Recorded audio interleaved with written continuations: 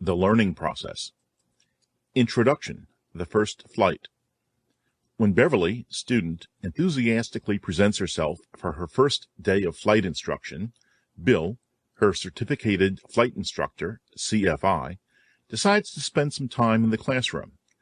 Beverly knows a lot of facts about flying and shares her knowledge with Bill, but when he asks questions to test her understanding of the facts, she cannot answer them. During their first flight, Bill discovers Beverly has mastered a few basic skills, but her performance is awkward, as if she were working from a list of memorized steps. In the early stages of flight training, Beverly focused all of her attention on performing each skill. If Bill asks her a question, or to perform two tasks at once, she loses her place and must restart.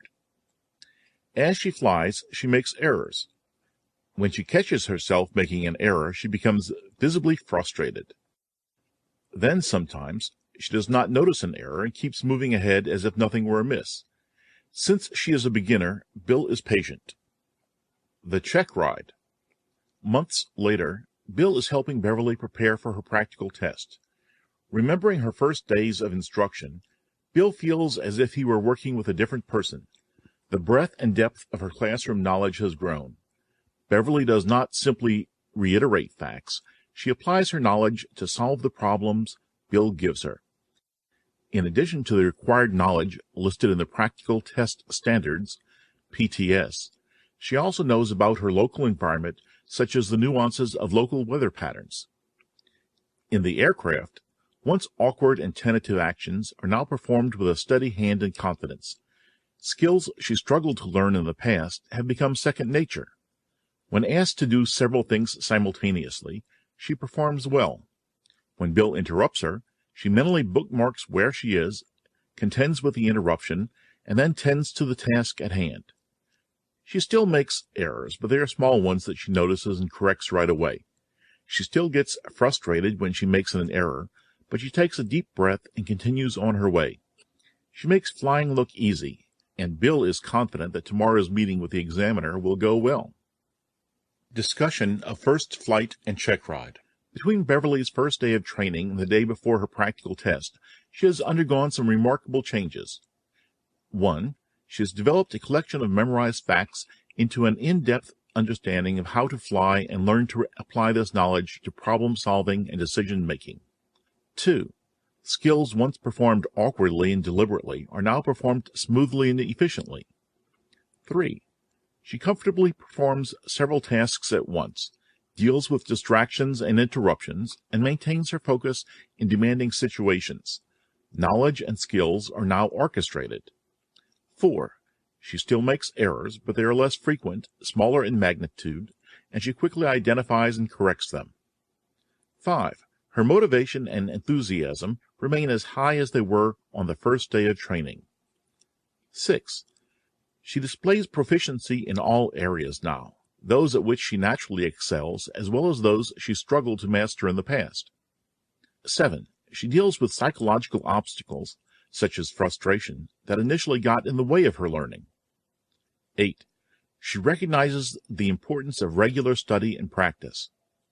This scenario illustrates the goal of an aviation instructor, to teach each student in such a way that he or she will become a competent pilot or aviation maintenance technician, AMT.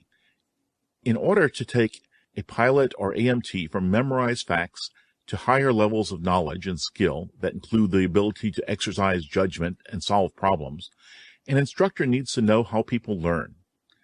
Designed as a basic guide to applied educational psychology, this chapter addresses how people learn. What is learning? Learning can be defined in many ways. A change in the behavior of the learner as a result of experience.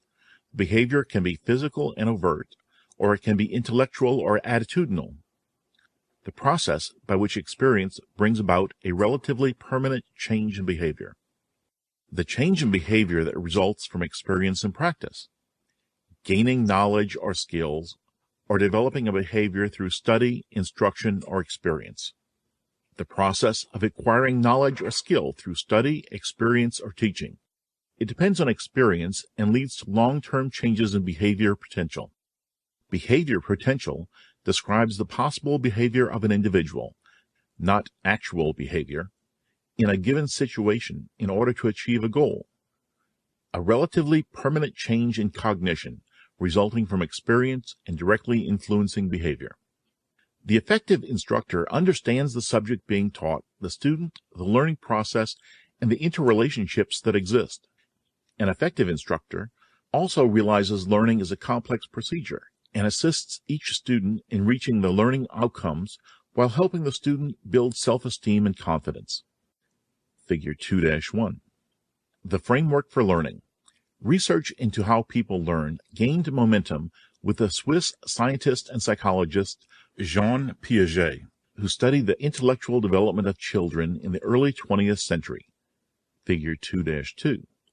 His studies influenced others to research not only how people learn, but the best ways to teach them, leading eventually to the establishment of the field of educational psychology.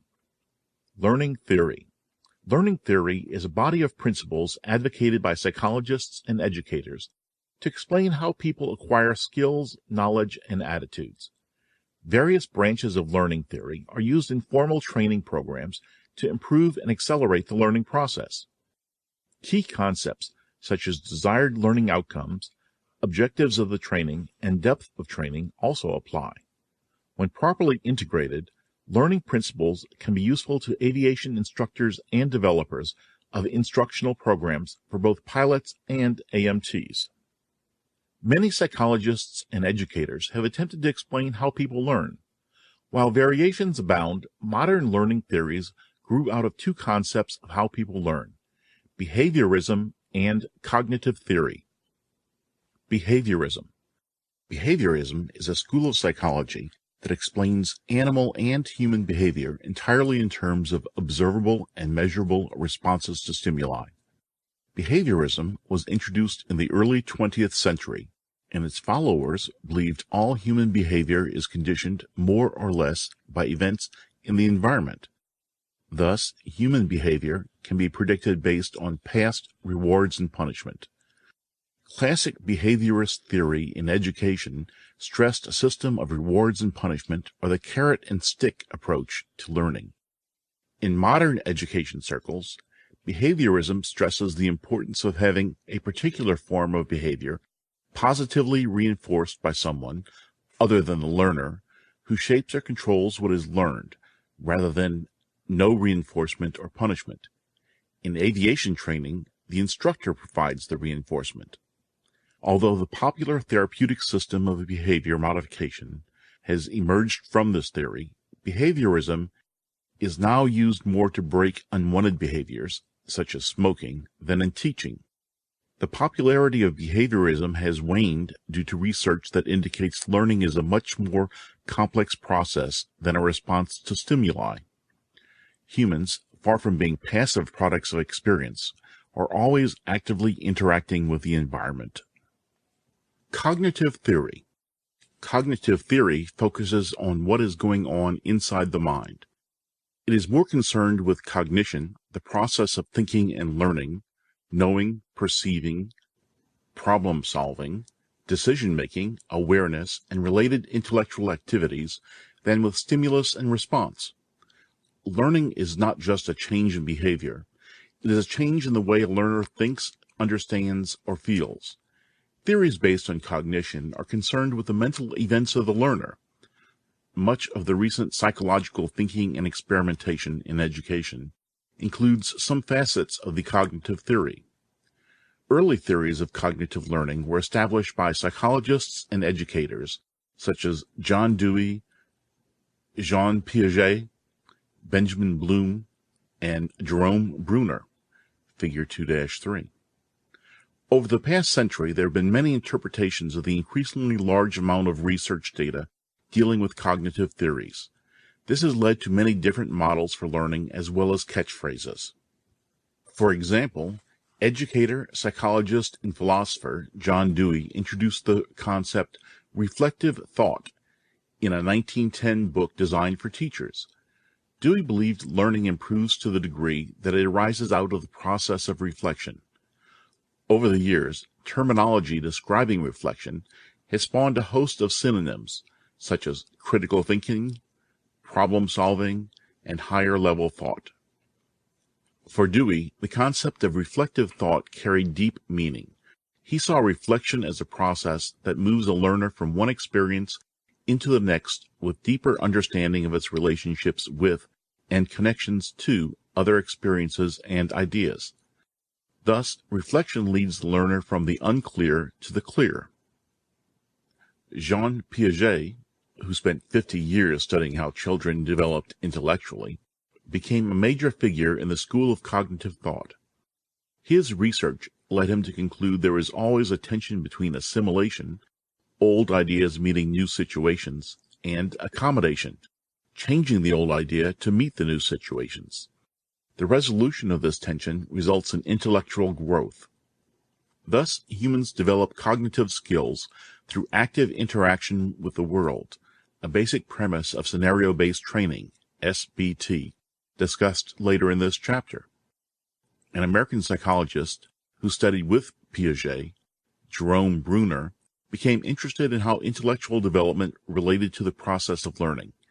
His research led him to advocate learning from the known to the unknown, or from the concrete to the abstract, because humans best learn when relating new knowledge to existing knowledge. He introduced and developed the concept of the spiral curriculum, which revisits basic ideas repeatedly and builds on them in increasingly sophisticated ways as the student matures and develops. Consider the opening scenario with Bill and Beverly. Bill might effectively use this theory with Beverly because she arrived at her first class with a store of aviation knowledge. Building upon this knowledge, Bill can teach her how to keep the aircraft in straight and level flight, while he reinforces what she knows about basic aerodynamics via demonstration and discussion. Since aerodynamics is a constant thread in the flight lesson, Bill is also able to employ the spiral curriculum concept in future lessons by repeatedly revisiting the basic concepts and building upon them as Beverly's skill and knowledge increase. In the mid-1900s, a group of educators, led by Benjamin Bloom, tried to classify the levels of thinking behaviors thought to be important in the processes of learning. Figure 2-4. They wanted to classify education goals and objectives based on the assumptions that abilities can be measured along a continuum from simple to complex. The result, which remains a popular framework for cognitive theory, was Bloom's taxonomy of the cognitive domain. The taxonomy, a classification system according to presumed relationships, comprises 6 levels of intellectual behavior and progresses from the simplest to the most complex: knowledge, comprehension, application, analysis, synthesis, and evaluation. For more detailed learning about the taxonomy, see Domains of Learning. Continued research into cognitive theory has led to theories such as information processing and constructivism. Information processing theory. Information processing theory uses a computer system as a model for human learning. The human brain processes incoming information, stores and retrieves it, and generates responses to the information. This involves a number of cognitive processes: gathering and representing information, encoding, retaining of information, and retrieving the information when needed. This learning system has limitations and must be operated properly. A computer gets input from a keyboard, mouse, etc., whereas the human brain gets input from the senses of sight, hearing, touch, taste, and smell. The amount of sensory input the brain receives per second ranges from thousands to millions of bits of information according to various theories. Regardless of the number, that is a lot of information for the brain to track and process. One way the brain deals with all this information is to let many of the habitual and routine things go unnoticed. For example, a pilot who uses the rudder when entering a turn is usually unaware of pressing the pedal, even though it involves moving a leg, exerting pressure on the pedal, etc. The human unconscious takes charge, leaving conscious thought processes free to deal with issues that are not habitual. Since information processing theorists approach learning primarily through a study of memory, this learning concept is revisited during the discussion of memory. A derivative of cognitive theory, constructivism is a philosophy of learning that can be traced to the 18th century. This theory holds that learners do not acquire knowledge and skills passively, but actively build or construct them based on their experiences. As implied by its name, constructivism emphasizes the constructing or building that goes on in a learner's mind when he or she learns. Therefore, it creates a learner-centered learning environment in which learners assume responsibility for their own learning. According to constructivism, humans construct a unique mental image by combining pre-existing information with the information received from sense organs. Learning is the result of the learner matching new information against this pre-existing information and integrating it into meaningful connections. In constructivist thinking, learners are given more latitude to become effective problem solvers, identifying and evaluating problems, as well as deciphering ways in which to transfer their learning to these problems, all of which foster critical thinking skills. While the student is at the center of the learning process, an experienced teacher is necessary to guide them through the information jungle. Constructivism techniques are good for some types of learning, some situations, and some learners, but not all. This school of thought also encourages teaching students how to use what are known as the higher order thinking skills, HOTS, from Bloom's taxonomy, and training based on problems or scenarios. Higher order thinking skills, HOTS. The constructivist theory of learning explains and supports the learning of HOTS, which is commonly called aeronautical decision-making, ADM, in aviation.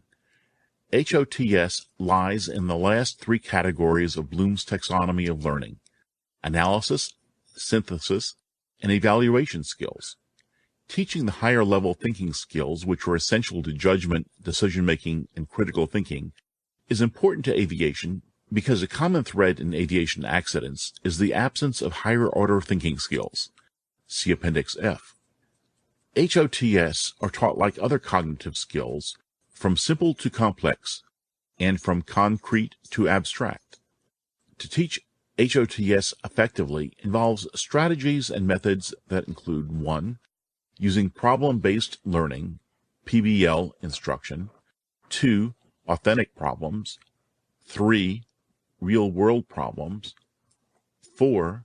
Student-centered learning, 5. Active learning, 6. Cooperative learning, and 7. Customized instruction to meet the individual learner's needs.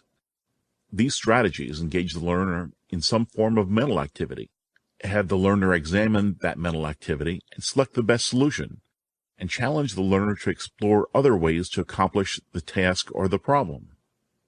It must be remembered that critical thinking skills should be taught in the context of subject matter. Learners progress from simple to complex. Therefore, they need some information before they can think about a subject beyond rote learning. For example, knowing that compliance with the weight and balance limits of any aircraft is critical to flight safety will not help an aviation student interpret weight and balance charts unless he or she knows something about how the center of gravity interacts with weight and balance. If the student does not have much subject matter knowledge, draw on the student's experiences to gain entry into complex concepts. For example, most students probably played on a seesaw during their childhood. Thus, they have a basic experience of how weight and balance work around a center of gravity. Additionally, HOTS must be emphasized throughout a program of study for best results. For aviation, this means HOTS should be taught in the initial pilot training program and in every subsequent pilot training program. Instructors need to teach the cognitive skills used in problem solving until these techniques become automated and transferable to new situations or problems. Cognitive research has shown that the learning of HOTS is not a change in observable behavior, but in the construction of meaning from experience. Scenario-based training. At the heart of HOTS lies scenario-based training, SBT, which is an example of the PBL instructional method and facilitates the enhancement of learning and the development and transference of thinking skills. SBT provides more realistic decision-making opportunities because it presents tasks in an operational environment. It correlates new information with previous information and introduces new information in a realistic context. SBT is a training system that uses a structured script of real-world scenarios to address flight training objectives in an operational environment. Such training can include initial training, transition training, upgrade training, current training, and special training. The instructor should adapt the scenarios to the aircraft, its specific flight characteristics, and the likely flight environment, and should always require the student to make real-time decisions in a realistic setting. The scenarios should always be planned and led by the student, with the exception of the first flight or two, or until the student has developed the required skills. SBT not only meets the challenge of teaching aeronautical knowledge to the application level of learning, but also enables the instructor to teach the underlying HOTS needed to approve ADM. The best use of scenarios draws the learner into formulating possible solutions, evaluating the possible solutions, deciding on a solution, judging the appropriateness of that decision, and finally, reflecting on the mental processes used in solving the problem. It causes the learner to consider whether the decision led to the best possible outcome and challenges the learner to consider other solutions. SBT scenarios help learners better understand the decisions they have to make and also helps focus the learner on the decisions and consequences involved. It is being used to train people in everything from emergency response to hotel management. The strength of SBT lies in helping the learner gain a deeper understanding of the information and in the learner improving his or her ability to recall the information. This goal is reached when the material is presented as an authentic problem in a situated environment that allows the learner to make meaning of the information based on his or her experience and personal interpretation. SBT has become one of the primary methods to teach today's aviation learners how to make good aeronautical decisions, which in turn enhances the safety of all aviation-related activities. For information on how to incorporate SBT into a training syllabus, refer to Chapter 9, Perceptions. Initially, all learning comes from perceptions, which are directed by the brain by one or more of the five senses: sight, hearing, touch, smell, and taste. Psychologists have also found that learning occurs most rapidly when information is received through more than one sense. Figure 2-5. Perception involves more than the reception of stimuli from the five senses. It also involves a person giving meaning to sensations. People base their actions on the way they believe things to be. The experienced AMT, for example, perceives an engine malfunction quite differently than does an inexperienced student. This occurs because the beginning aviation student is overwhelmed by stimuli and often focuses on meaningless things, thus missing key information. It is important for the instructor to direct trainees' perceptions initially so that the student detects and perceives relevant information. Real meaning only comes from within a person, even though the perceptions which evoke these meanings result from external stimuli. The meanings which are derived from perceptions are influenced not only by the individual's experience, but also by many other factors. Knowledge of the factors that affect the perceptual process is very important to the aviation instructor because perceptions are the basis of all learning. Factors that affect perception. Both internal and external factors affect an individual's ability to perceive. Physical organism, goals and values, self-concept, time and opportunity, element of threat. Physical organism. The physical organism provides individuals with the perceptual apparatus for sensing the world around them. Pilots, for example, must be able to see, hear, feel, and respond adequately while they are in the air. Goals and values. Perceptions depend on one's values and goals. Every experience and sensation, which is funneled into one's central nervous system, is colored by the individual's own beliefs and value structures. Spectators at a ball game may see an infraction or foul differently, depending on which team they support. The values of the student are important for the instructor to know because this knowledge assists in predicting how the student interprets experiences and instructions. Goals are also a product of one's value structure. Things that are more highly valued and cherished are pursued. Those accorded less value and importance are not sought after. Self-concept. Self-concept is a powerful determinant in learning. A student's self-image, described in such terms as confident or insecure, has a great influence on the total perceptual process. If a student's experiences tend to support a favorable self-image, the student tends to remain receptive to subsequent experiences. If a student has negative experiences, which tend to contradict self-concept, there is a tendency to reject additional training. A negative self-concept inhibits the perceptual processes by introducing psychological barriers, which tend to keep the student from perceiving. They may also inhibit the ability to properly implement what is perceived. That is, self-concept affects the ability to actually perform or do things unfavorably. Students who view themselves positively, on the other hand, are less defensive and more receptive to new experiences, instructions, and demonstrations. Time and opportunity. It takes time and opportunity to perceive. Learning some things depends on other perceptions, which have preceded these learnings, and on the ability of time to sense and relate these new things to the earlier perceptions. Thus, proper sequence and time are necessary. A student could probably stall an aircraft in the first attempt, regardless of previous experience. Stalls cannot really be learned, however, unless some experience in normal flight has been acquired. Even with such experience, time and practice are needed to relate the new sensations and experiences associated with stalls in order to develop a perception of the stall. In general, lengthening an experience and increasing its frequency are the most obvious ways to speed up learning, although this is not always effective. Many factors, in addition to the length and frequency of training periods, affect the rate of learning. The effectiveness of the use of a properly planned training syllabus is proportional to the consideration it gives to the time and opportunity factor in perception. Element of threat. The element of threat does not promote effective learning. In fact, fear adversely affects perception by narrowing the perceptual field.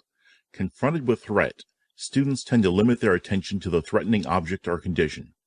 The field of vision is reduced, for example, when an individual is frightened and all the perceptual faculties are focused on the thing that has generated fear. Flight instruction provides many clear examples of this. During the initial practice of steep turns, Beverly may focus her attention on the altimeter and completely disregard outside visual references. It makes Beverly less able to accept the experience Bill is trying to provide. It adversely affects all her physical, emotional, and mental faculties. Learning is a psychological process, not necessarily a logical one. Trying to frighten a student through threats of unsatisfactory reports or reprisals may seem logical, but it is not effective psychologically. The effective instructor organizes teaching to fit the psychological needs of the student. If a situation seems overwhelming, the student feels unable to handle all the factors involved. A threat exists.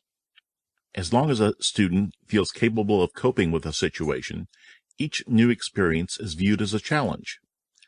A good instructor recognizes that behavior is directly influenced by the way a student perceives, and perception is affected by all these factors. Therefore, it is important for the instructor to facilitate the learning process by avoiding any actions which may inhibit or prevent the attainment of teaching goals. Teaching is consistently effective only when those factors that influence perception are recognized and taken into account. Insight. Insight involves the grouping of perceptions into meaningful wholes. Creating insight is one of the instructor's major responsibilities. To ensure that this occurs, it is essential to keep each student constantly receptive to new experiences, and to help the student understand how each piece relates to all the other pieces of the total pattern of the task to be learned. For example, during straight and level flight in an aircraft with a fixed pitch propeller, the revolutions per minute, RPM, increase when the throttle is opened and decrease when it is closed. On the other hand, RPM changes can also result from change in aircraft pitch attitude without changes in power setting. Obviously, engine speed, power setting, airspeed, and aircraft attitude are all related.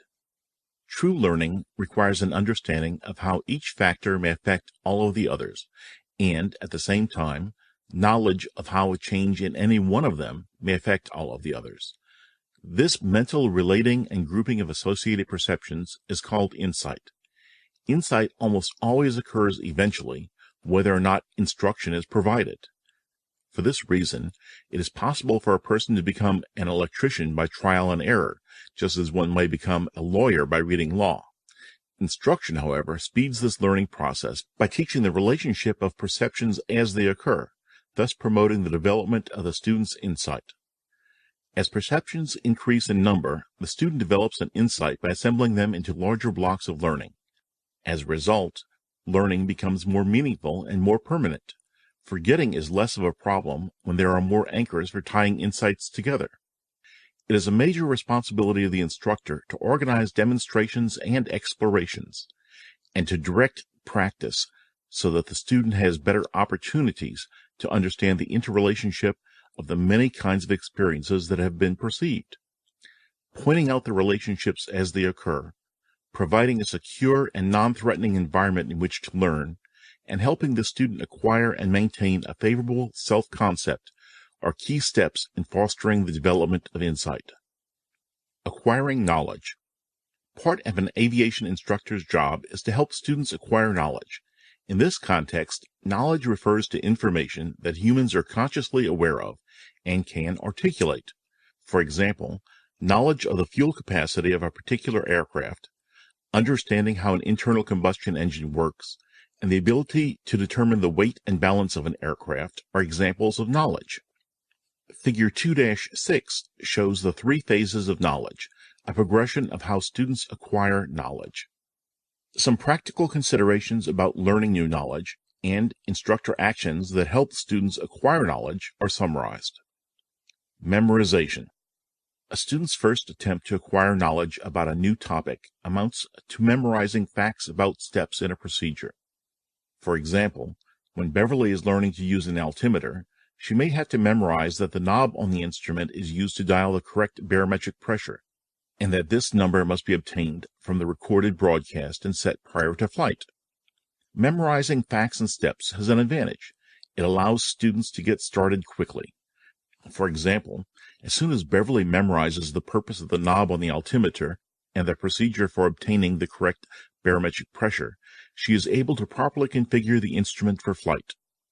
The limitations of memorization become apparent when a student is asked to solve a problem or provide an explanation of something that is not covered by the newly acquired knowledge. For example, when asked whether she would rather have the altimeter mistakenly set too high or too low when flying in mountainous terrain, Beverly may not have an answer. Understanding. A more experienced pilot can answer the altimeter question because he or she understands the ramifications of the question. Understanding, or the ability to notice similarities and make associations between the facts and procedural steps learned, is an important next stage in the knowledge acquisition process. At this stage, the learner begins to organize knowledge in useful ways, and a collection of memorized facts gives way to understanding. Understanding develops when students begin to organize known facts and steps into coherent groups that come together to form an understanding of how a thing or a process works. For example, after learning to adjust the mixture control in cruise flight, Beverly learns that combustion requires a certain mixture of fuel and air, and that air becomes less dense as altitude increases. Combining these two ideas, she now understands the purpose of the mixture control is to keep these two quantities in balance as the aircraft changes altitude. Mental model, or self-explanation, is often used to refer to an organized collection of ideas that forms a learner's understanding of a thing or process. The advantage of possessing this type of understanding include the following. 1. The learner is no longer limited to answering questions that match the memorized facts. For example, armed with the understanding of the mixture control, Beverly may now be able to produce answers to more challenging questions, such as what would happen if the mixture were set too rich or too lean. 2. Learners who understand a process have an easier time mastering variations of the processes, such as an unfamiliar aircraft, new avionics systems, and unfamiliar airport procedures. 3. Understanding shared between people allows them to communicate more efficiently. For example, an experienced pilot might mention to an experienced mechanic that a magneto ran a bit rough during an engine run-up. This brief communication triggers an access to a wealth of knowledge in the mind of the mechanic, who instantly knows what must be done. 4. Learners who understand the purpose behind procedure steps are better able to remember the procedure steps later or reconstruct them when they are forgotten. Mental models evolve as learners take in new information. For example, Bill could ask Beverly why flying with an inappropriate mixture setting is bad. A learner whose understanding includes knowledge about spark plugs and carbon deposits might answer correctly. If the same learner's understanding later extends to include knowledge about thermal efficiency and the stoichiometric equation for the combustion of gasoline, the explanations are likely to become much more sophisticated. No individual's understanding of anything is ever complete. Concept learning. Concept learning is based on the assumption that humans tend to group objects, events, ideas, people, etc. that share one or more attributes that set them apart. It also involves discrimination between types of things or ideas inside or outside of a concept set. By grouping information into concepts, humans tend to reduce the complexities of life and create manageable categories. Although many theories about concept learning exist, categorization has always been a central aspect. Concept learning enhances student understanding when students formulate generalized concepts from particular facts or steps. Generalized concepts are more powerful than facts because instead of literally describing one thing, they can describe many things at once. For example, a new flight student who sees several examples of weight shift control (WSC) aircraft may formulate a category for WSC aircraft based on the wing, which is large and fabric covered. The power of the category becomes obvious when the student sees a sport airplane. Because of the similar wing, he or she immediately categorizes it as an ultralight and ascribes many of the properties of ultralight aircraft to the sport plane. In this way, the student used a generalized concept to begin to understand something new. Most learners exhibit a natural tendency to categorize and become adept at recognizing members of most any category they create. If something is encountered that does not fit into a category, these learners formulate a new category or revise the definitions of existing categories. In the above example, the student eventually must revise the category of ultralight to light sport aircraft, which encompasses both types of aircraft. Therefore, an important part of the learning process is continual revision of the categories used when learners encounter new things or exceptions to things previously cataloged. Another type of generalization is a schema, the cognitive framework that helps people organize and interpret information.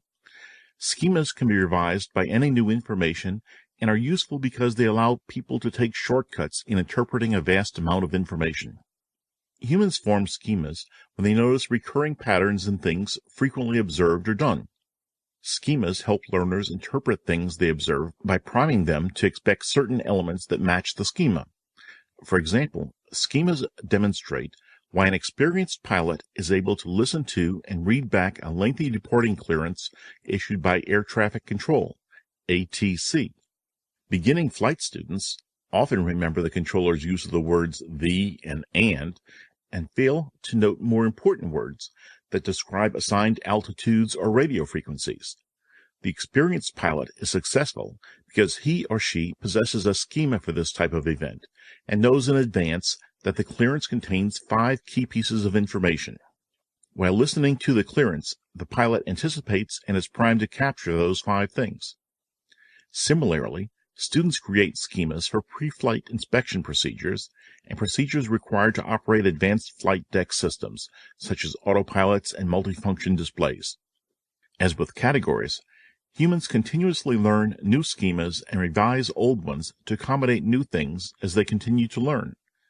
While schemas help humans deal with information, they can also make it difficult to retain new ideas that does not conform to established schemas.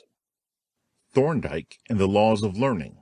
One of the pioneers of educational psychology, E. L. Thorndike, formulated 3 laws of learning in the early 20th century. See Figure 2-7.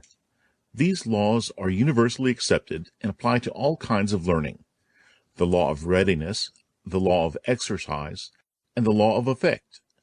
Since Thorndike set down his laws, 3 more have been added: the law of primacy, the law of intensity, and the law of recency. Readiness.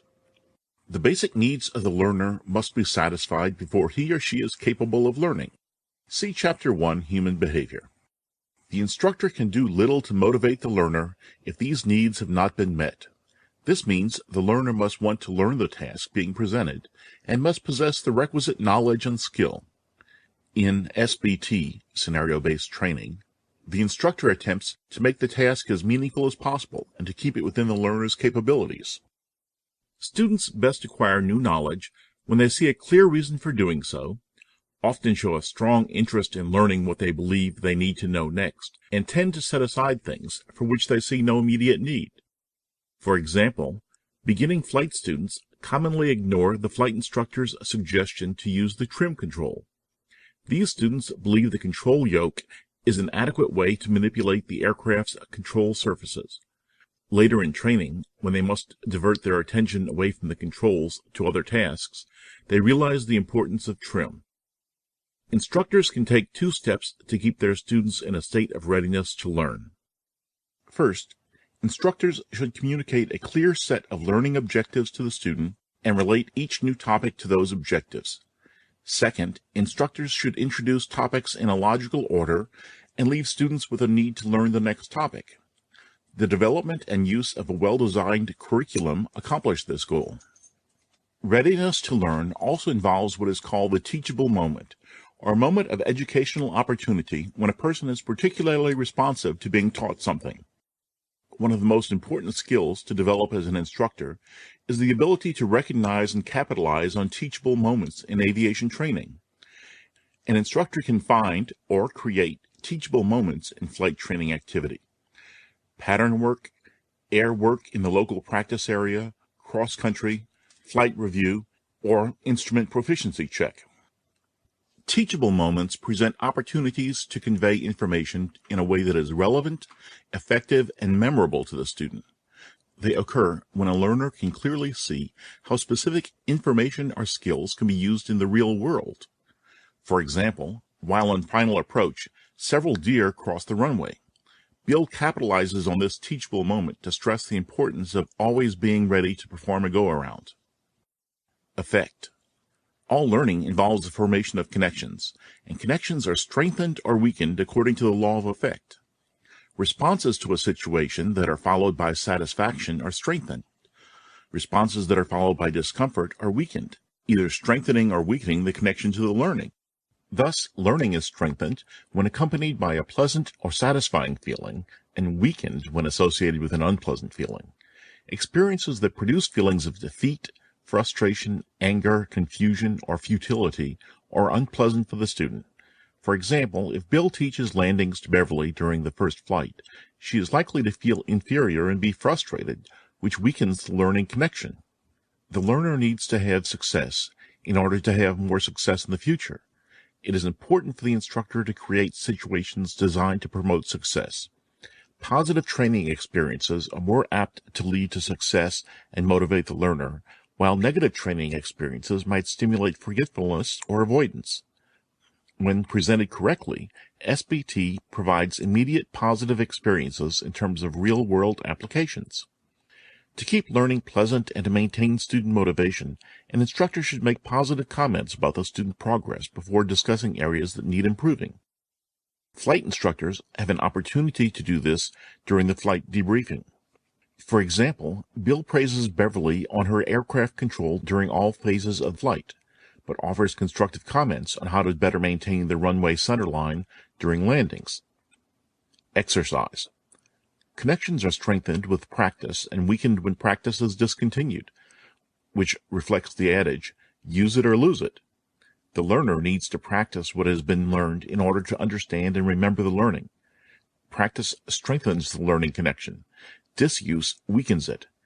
Exercise is most meaningful and effective when a skill is learned within the context of a real-world application. Primacy. Primacy, the state of being first, often creates a strong, almost unshakable impression and underlies the reason an instructor must teach correctly the first time and the student must learn correctly the first time. For example, a maintenance student learns a faulty riveting technique. Now the instructor must correct the bad habit and reteach the correct technique. Relearning is more difficult than initial learning. Also, if the task is learned in isolation, it is not initially applied to the overall performance, or if it must be relearned, the process can be confusing and time-consuming. The first experience should be positive, functional, and lay the foundation for all that is to follow. Intensity. Immediate, exciting, or dramatic learning connected to a real situation teaches the learner more than a routine or boring experience. Real-world applications, scenarios, that integrate procedures and tasks the learner is capable of learning make a vivid impression, and he or she is least likely to forget the experience. For example, using realistic scenarios has been shown to be effective in the development of proficiency in flight maneuvers, tasks, and single pilot resource management, SRM skills. Recency. The principle of recency states that things most recently learned are best remembered. Conversely, the further a learner is removed in time from a new fact or understanding, the more difficult it is to remember. For example, it is easy for a learner to recall a torque value used a few minutes earlier, but it is more difficult or even impossible to remember an unfamiliar one used a week earlier. Instructors recognize the principle of recency when they carefully plan a summary for a ground school lesson, a shop period, or a post-flight critique. The instructor repeats, restates, or re-emphasizes important points at the end of a lesson to help the learner remember them. The principle of recency often determines the sequence of lectures within a course of instruction. In SBT, the closer the training or learning time is to the time of the actual scenario, the more apt the learner is to perform successfully. This law is most effectively addressed by making the training experience as much like the scenario as possible. Domains of learning. As mentioned during the discussion of cognitive theory, Dr. Bloom played a central role in transforming the field of educational psychology. Interested in what and how people learn, he proposed a framework to help understand the major areas of learning and thinking.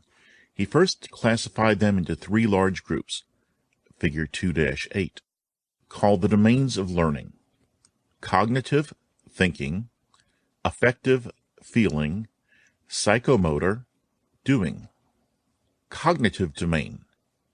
The group effort to classify the levels of thinking behaviors thought to be important in the processes of learning, mentioned earlier in the chapter, led to Bloom's taxonomy of the cognitive domain. One of the best-known educational domains, it includes remembering specific facts, content knowledge, and concepts that develop intellectual abilities and skills.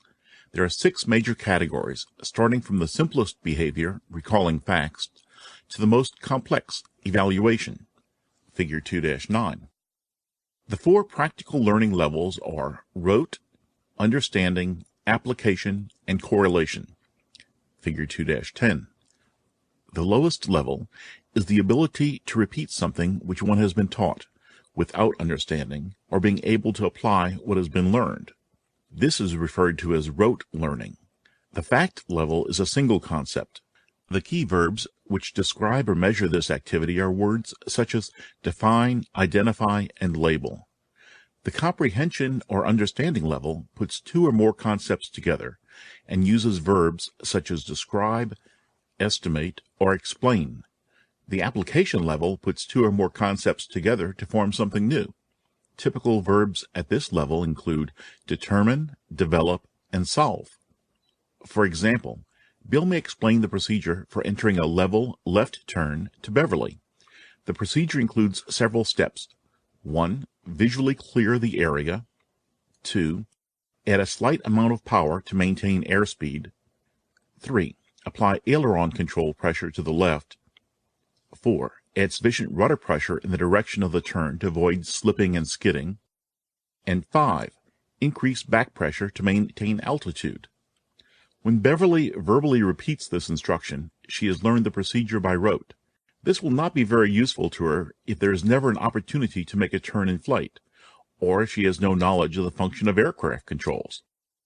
With proper instruction on the effect and use of flight controls, and experience in controlling the aircraft during straight and level flight, Beverly can consolidate old and new perception into an insight on how to make a turn.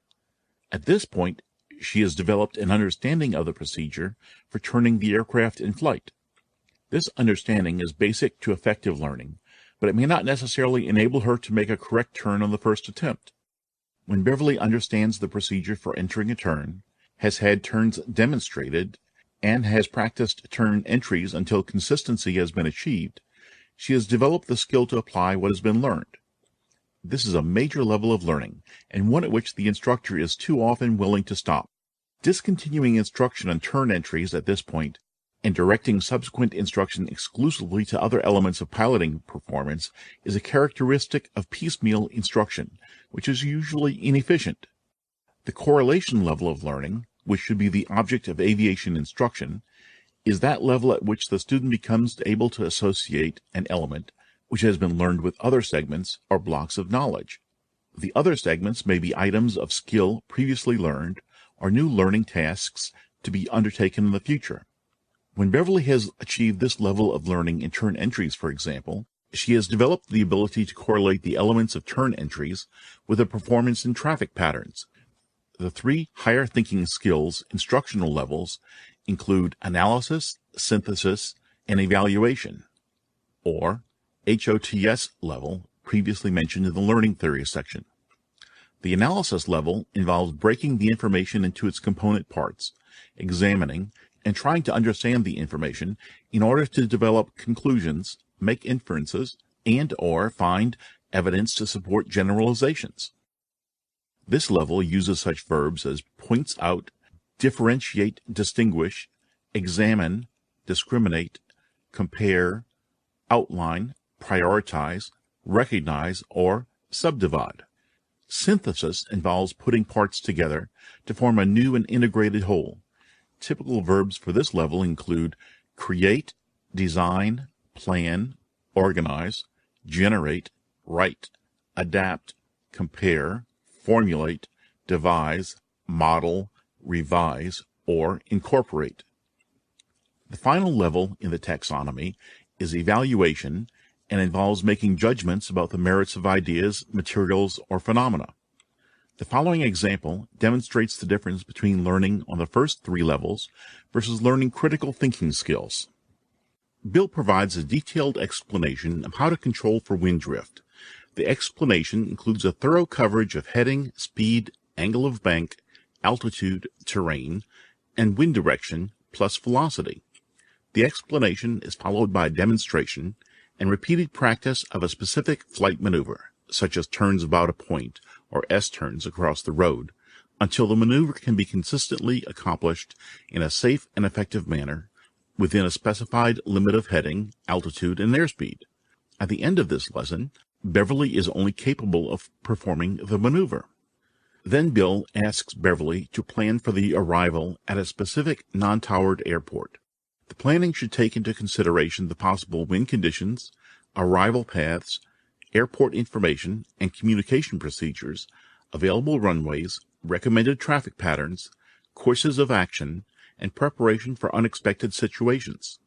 Upon arrival at the airport, Beverly makes decisions, with guidance and feedback as necessary, to safely enter and fly the traffic pattern. This is followed by a discussion of what was done, why it was done, the consequences, and other possible courses of action and how it applies to other airports. At the end of this lesson, the student is capable of explaining the safe arrival at any non-towered airport in any wind condition.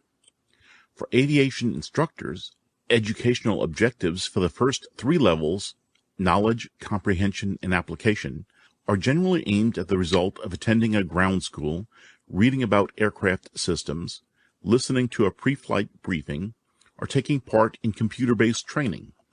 The highest educational objective levels in this domain, analysis, synthesis, and evaluation, can be acquired through SBT training. For example, the student pilot learns to correctly evaluate a flight maneuver, or the maintenance student repairs an aircraft engine. Sample questions for each level of the cognitive domain are provided in the graph. Thus, SBT, correctly utilized, reinforces the 3 higher-level thinking skills. Affective domain. The affective domain addresses a learner's emotions toward the learning experience. It includes feelings, values, enthusiasms, motivations, and attitudes. Figure 2-11. For the aviation instructor, this may mean how the student approaches learning. Is he or she motivated to learn? Does he or she exhibit confidence in learning? Does the student have a positive attitude toward safety? The affective domain provides a framework for teaching in 5 levels: awareness, response, value, organizing, and integration. In this taxonomy, the learner begins on the awareness level and is open to learning, willing to listen to the instructor. As the learner traverses the taxonomy, he or she responds by participating actively in the training, decides the value of the training, organizes the training into his or her personal belief system, and finally internalizes it. The affective domain is more difficult to measure, but motivation and enthusiasm are important components of any learning. Therefore, the aviation instructor should be acquainted with this facet of learning. Motivation is discussed in depth later in the chapter. The psychomotor domain is skill-based and includes physical movement, coordination, and use of the motor skill areas. Figure 2-12. Development of these skills requires repetitive practice and is measured in terms of speed, precision, distance, and techniques. While various examples of the psychomotor domain exist, the practical instructional levels for aviation training purposes include observation, imitation, practice, and habit. This domain is an important component of instruction when aviation instructors prepare students for the practical test. At the first level, the learner observes a more experienced person perform the skill. The instructor has the learner observe sequences and relationships that lead to the finished product. Observation may be supplemented by reading, watching a DVD, or computer-based training. The second level is imitation, in which the learner attempts to copy the skill under the watchful eye of the instructor. The practice level is a proficiency-building experience in which the learner tries a specific activity over and over. It may be conducted by the learner without direct oversight of the instructor, such as touch-and-go landings for the flight student who has flown a successful solo flight. The habit level is reached when the student can perform the skill in twice the time it takes the instructor or an expert to perform. The evaluation of ability is a performance or skill test. If a person continues to perfect a skill, it eventually becomes a skill performed at the expert level. Skills involving the psychomotor domain include learning to fly an instrument precision approach procedure, programming a global positioning system, GPS receiver, or using sophisticated maintenance equipment. As physical tasks and equipment become more complex, the requirement for integration of cognitive and physical skills increases. Summary of instructor actions. To help students acquire knowledge, the instructor should ask students to recite or practice newly acquired knowledge, ask questions that probe student understanding and prompt them to think about what they have learned in different ways, present opportunities for students to apply what they know to solving problems or making decisions, present students with problems and decisions that test the limits of their knowledge, demonstrate the benefits of understanding and being able to apply knowledge, introduce new topics as they support the objectives of the lesson whenever possible. These additional levels of learning are the basis of the knowledge, attitude, and skill learning objectives in advanced qualification programs for airline training. They also can be tied to the PDS to show the level of knowledge or skill required for a particular task. A list of action verbs for the three domains shows appropriate behavioral objectives at each level. Figure 2-13. Instructors who are familiar with curriculum development recognize that the action verbs are examples of performance-based objectives. Characteristics of learning. The ability to learn is one of the most outstanding human characteristics. Learning occurs continuously throughout a person's lifetime. To understand how people learn, it is necessary to understand what happens to the individual during the process. In spite of numerous theories and contrasting views, psychologists generally agree there are many characteristics of learning. Knowledge of the general characteristics of learning help an aviation instructor use them in a learning situation. If learning is a change in behavior as a result of experience, then instruction must include a careful and systematic creation of those experiences that promote learning. This process can be quite complex because, among other things, an individual's background strongly influences the way that person learns.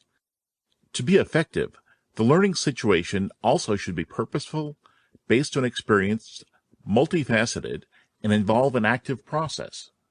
Learning is purposeful. Each student sees a learning situation from a different viewpoint. Each student is a unique individual whose past experiences affect readiness to learn and understanding of the requirements involved. For example, an instructor may give 2 aviation maintenance students the assignment of learning certain inspection procedures. One student may learn quickly and be able to completely present the assigned material. The combination of an aviation background and future goals may enable that student to realize the need and value of learning the procedure. A second student's goal may only be to comply with the instructor's assignment, and may result in only minimum preparation. The responses differ because each student acts in accordance with what he or she sees in the situation. Most people have fairly definite ideas about what they want to do and achieve. Their goals sometimes are short-term, involving a matter of days or weeks. On the other hand, their goals may be carefully planned for a career or a lifetime. Each student has specific intentions and goals. Some may be shared by other students. Students learn from any activity that tends to further their goals. Their individual needs and attitudes may determine what they learn as much as what the instructor is trying to get them to learn. In the process of learning, the student's goals are of paramount importance. To be effective, aviation instructors need to find ways to relate new learning to the student's goals. Learning is a result of experience. Since learning is an individual process, the instructor cannot do it for the student. The student can learn only from personal experiences. Therefore, learning and knowledge cannot exist apart from a person. A person's knowledge is a result of experience, and no two people have had identical experiences. Even when observing the same event, two people react differently. They learn different things from it, according to the manner in which the situation affects their individual needs. Previous experience conditions a person to respond to some things and to ignore others. All learning is by experience, but learning takes place in different forms and in varying degrees of richness and depth. For instance, some experiences involve the whole person, while others may be based only on hearing and memory. Aviation instructors are faced with the problem of providing learning experiences that are meaningful, varied, and appropriate. As an example, students can learn to say a list of words through repeated drill, or they can learn to recite certain principles of flight by rote. However, they can make them meaningful only if they understand them well enough to apply them correctly to real situations. If an experience challenges the students, requires involvement with feelings, thoughts, memories of past experiences, and physical activity, it is more effective than a learning experience in which all the students have to do is commit something to memory. It seems clear enough that the learning of a physical skill requires actual experience in performing that skill. Student pilots learn to fly aircraft only if their experiences include flying them. Student AMTs learn to overhaul power plants only by actually performing that task. Mental habits are also learned through practice.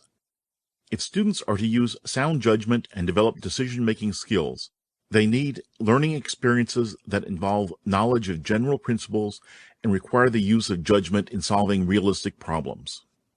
Learning is multifaceted. If instructors see their objectives as being only to train their students' memory and muscles, they are underestimating the potential of the teaching situation. Students learn much more than expected if they fully exercise their minds and feelings. The fact that these items were not included in the instructor's plan does not prevent them from influencing the learning situation. Psychologists sometimes classify learning by types, such as verbal, conceptual, perceptual, motor, problem-solving, and emotional. Other classifications refer to intellectual skills, cognitive strategies, and attitudinal changes, along with descriptive terms like surface or deep learning. However useful these divisions may be, they are somewhat artificial. For example, a class learning to apply the scientific method of problem solving may learn the method by trying to solve real problems. But in doing so, the class also engages in verbal learning and sensory perception at the same time. Each student approaches the task with preconceived ideas and feelings, and for many students, these ideas change as a result of experience. Therefore, the learning process may include verbal elements, conceptual elements, perceptual elements, emotional elements, and problem-solving elements, all taking place at once. This aspect of learning will become more evident later in this handbook when lesson planning is discussed. Learning is multifaceted in still another way. While learning the subject at hand, students may be learning other things as well. They may be developing attitudes about aviation, good or bad, depending on what they experience. Under a skillful instructor, they may learn self-reliance. The list is seemingly endless. This type of learning is sometimes referred to as incidental, but it may have a great impact on the total development of the student. Learning is an active process. Students do not soak up knowledge like a sponge absorbs water. The instructor cannot assume that students remember something just because they were in the classroom, shop, or aircraft when the instructor presented the material. Neither can the instructor assume the students can apply what they know because they can quote the correct answer verbatim. For students to learn, they need to react and respond, perhaps outwardly, perhaps only inwardly, emotionally, or intellectually. Learning styles. Learning styles are simply different approaches or ways of learning based on the fact that people absorb and process information in different ways. Learning style is an individual's preference for understanding experiences and changing them into knowledge. It denotes the typical strategy a learner adopts in a learning situation. For example, information may be learned in a variety of ways: by seeing or hearing, by reflecting or acting, analyzing or visualizing, or it may be learned piecemeal or steadily. Just as people learn differently, they also have different teaching methods. Some instructors rely on lectures, others demonstrate, and others may prefer computer simulation training. Everyone has a mixture of strengths and preferences, not a single style or preference to the complete exclusion of any other. Please bear this in mind when using these ideas.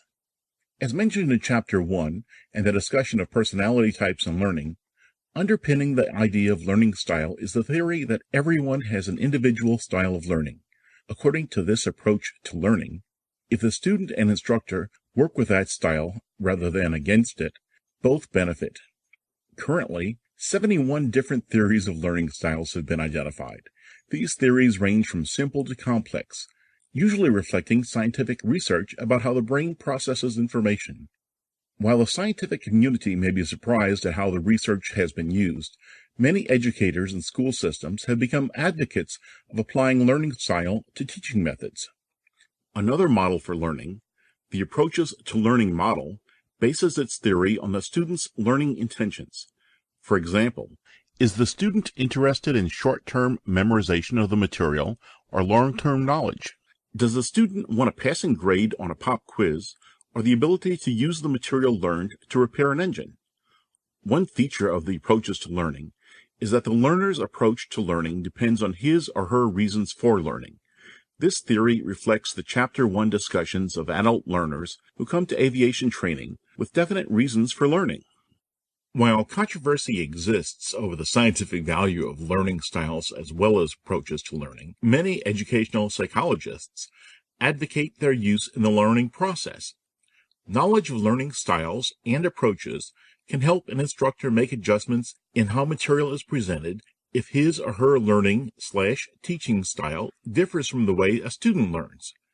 Since the student's information processing technique, personality, social interaction tendencies, and the instructional methods used are all significant factors, training programs should be sensitive to different learning styles. Right brain, left brain. According to research on the human brain, people have a preferred side of the brain to use for understanding and storing information.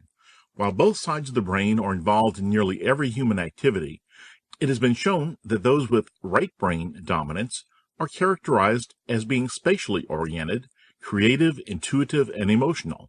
Those with left brain dominance are more verbal, analytical, and objective. Generally, the brain functions as a whole. For example, the right hemisphere may recognize a face, while the left associates a name with a face. While most people seem to have a dominant side, it is a preference, not an absolute. On the other hand, when learning is new, difficult, or stressful, the brain seems to go on autopilot to the preferred side.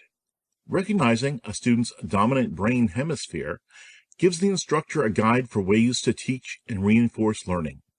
There are also some people who use both sides of the brain equally well for understanding and storing information. Figure 2-14. Holistic serialist theory. As seen in Figure 2-14, right and left brain learners have preferences for how they process information. Based on information processing theory, left brain learners or serialist learners have an analytical approach to learning because they gain understanding in linear steps, with each step logically following the previous one. These learners need well-defined sequential steps where the overall picture is developed slowly, thoroughly, and logically. This is a bottom-up strategy. Right brain or holistic learners favor the holist strategy and prefer a big picture or global perspective. This is a top-down strategy, and learners tend to learn in large jumps, absorbing material almost randomly, without seeing connections, until suddenly it clicks, and they get it. Global learners solve complex problems rapidly once they have grasped the big picture, but they often have difficulty explaining how they did it. This type of learner seeks overall comprehension. Analogies help this learner. Index of Learning Styles, ILS. In 1988, Richard Felder and Linda Silverman designed a learning style model with parallel learning styles that classified students as having learning preferences in sensing or intuitive, visual or verbal, active or reflective, sequential or global, discussed under holistic/serialist learning style. Dr. Felder maintains a website at www.unity/users/f/felder/public/uppercase/rmf.html that offers learners the opportunity to assess learning preferences at no cost for non-commercial purposes. Figure 2-15. Visual Auditory Kinesthetic Learners, VAK. One of the most popular learning styles is based on the three main sensory receptors: vision, hearing, and touch. These are called Visual, Auditory, and Kinesthetic Learning Styles, VAK. Figure 2-16. Research in this area dates back to the early 20th century, and the concepts were developed over many years by psychologists and teaching specialists. Others have augmented the VAK model with the addition of R for reading, VARK, or the addition of T for tactile, VAKT, or even a combination of the terms for VARKT. Learners generally use all three styles to receive information, but one of these ways of receiving information is dominant. Once again, the dominant style of receiving information is the best way for a person to learn new information, but this style may not be the same for every task. The learner may use one style of learning or a combination of styles depending on the learning task. Visual learners rely on seeing to learn. They learn best if a major component of the lesson is something they can see, and work best with printed and graphic materials and visual displays including diagrams, illustrated textbooks, overhead transparencies, videos, flip charts, and handouts. They store information in their brains as pictures or images. They like to take extensive notes. Statistically, most people are visual learners. Auditory learners transfer knowledge through listening and speaking. These learners need an oral component to the lesson, such as verbal instructions. These learners have excellent listening skills and remember what was discussed over what was seen. They are better at verbally explaining than at writing. Since auditory learners prefer to listen to material, they are not good note-takers. Kinesthetic learners process and store information through physical experience, such as touching, manipulating, using, or doing. They like to move around while trying to solve a problem, and learn best when the material being taught involves hands-on practical experiences. Their concentration tends to wander when there is no external stimulation. They also learn from demonstration by watching carefully, then imagining or mirroring the demonstrator's movements. Learners may prefer one of these 3 learning styles over another, but most learners employ all 3 depending on the material being learned. For example, when Beverly makes her first landing with Bill guiding her attempt, she employs visual, auditory, and kinesthetic learning. As the aircraft centers downwind, Beverly uses visual cues to recognize the airport and landing strip as she lines the aircraft up to land. As Bill talks her through the procedures, Beverly is using her auditory learning skills to learn how to land the aircraft. Finally, she needs to use kinesthetic skills to perform the actual landing. Remember, good learners are capable of processing information in a variety of ways. The key to meeting individual student needs is to ensure a variety of learning styles are addressed in every lesson. Superlinks. In a theory proposed by Ricky Linksman, the learning style ideas discussed in the preceding paragraphs have been melded into a concept based on the VAKT learning styles plus brain hemisphere preference. This superlink, as she calls it, is the easiest way for a learner to process information in order to understand, remember, and retain it. Matching visual, auditory, kinesthetic, and tactile with right and left brain research, Linksman created 8 superlinks: visual left brain, visual right brain, auditory left brain, auditory right brain, tactile left brain, tactile right brain, kinesthetic left brain, and kinesthetic right brain. These superlinks accelerate learning by targeting the best way a person learns. Summary. As mentioned earlier, there are many models of how people learn. Some models identify styles or approaches that are easily recognized, such as collaborative sharing students who also enjoy working with others, versus competitive students who are grade conscious and feel they must do better than their peers. Participant students normally have a desire to learn and enjoy attending class, and avoidant students do not take part in class activities and have little interest in learning. The learning environment also influences learning style. In real life, most students find it necessary to adapt to a traditional style learning environment provided by a school, university, or other educational training establishment.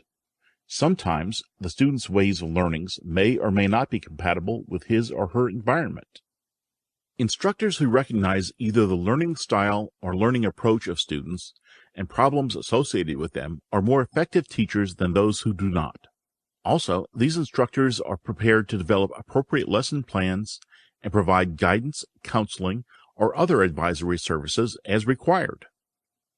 Acquiring skill knowledge.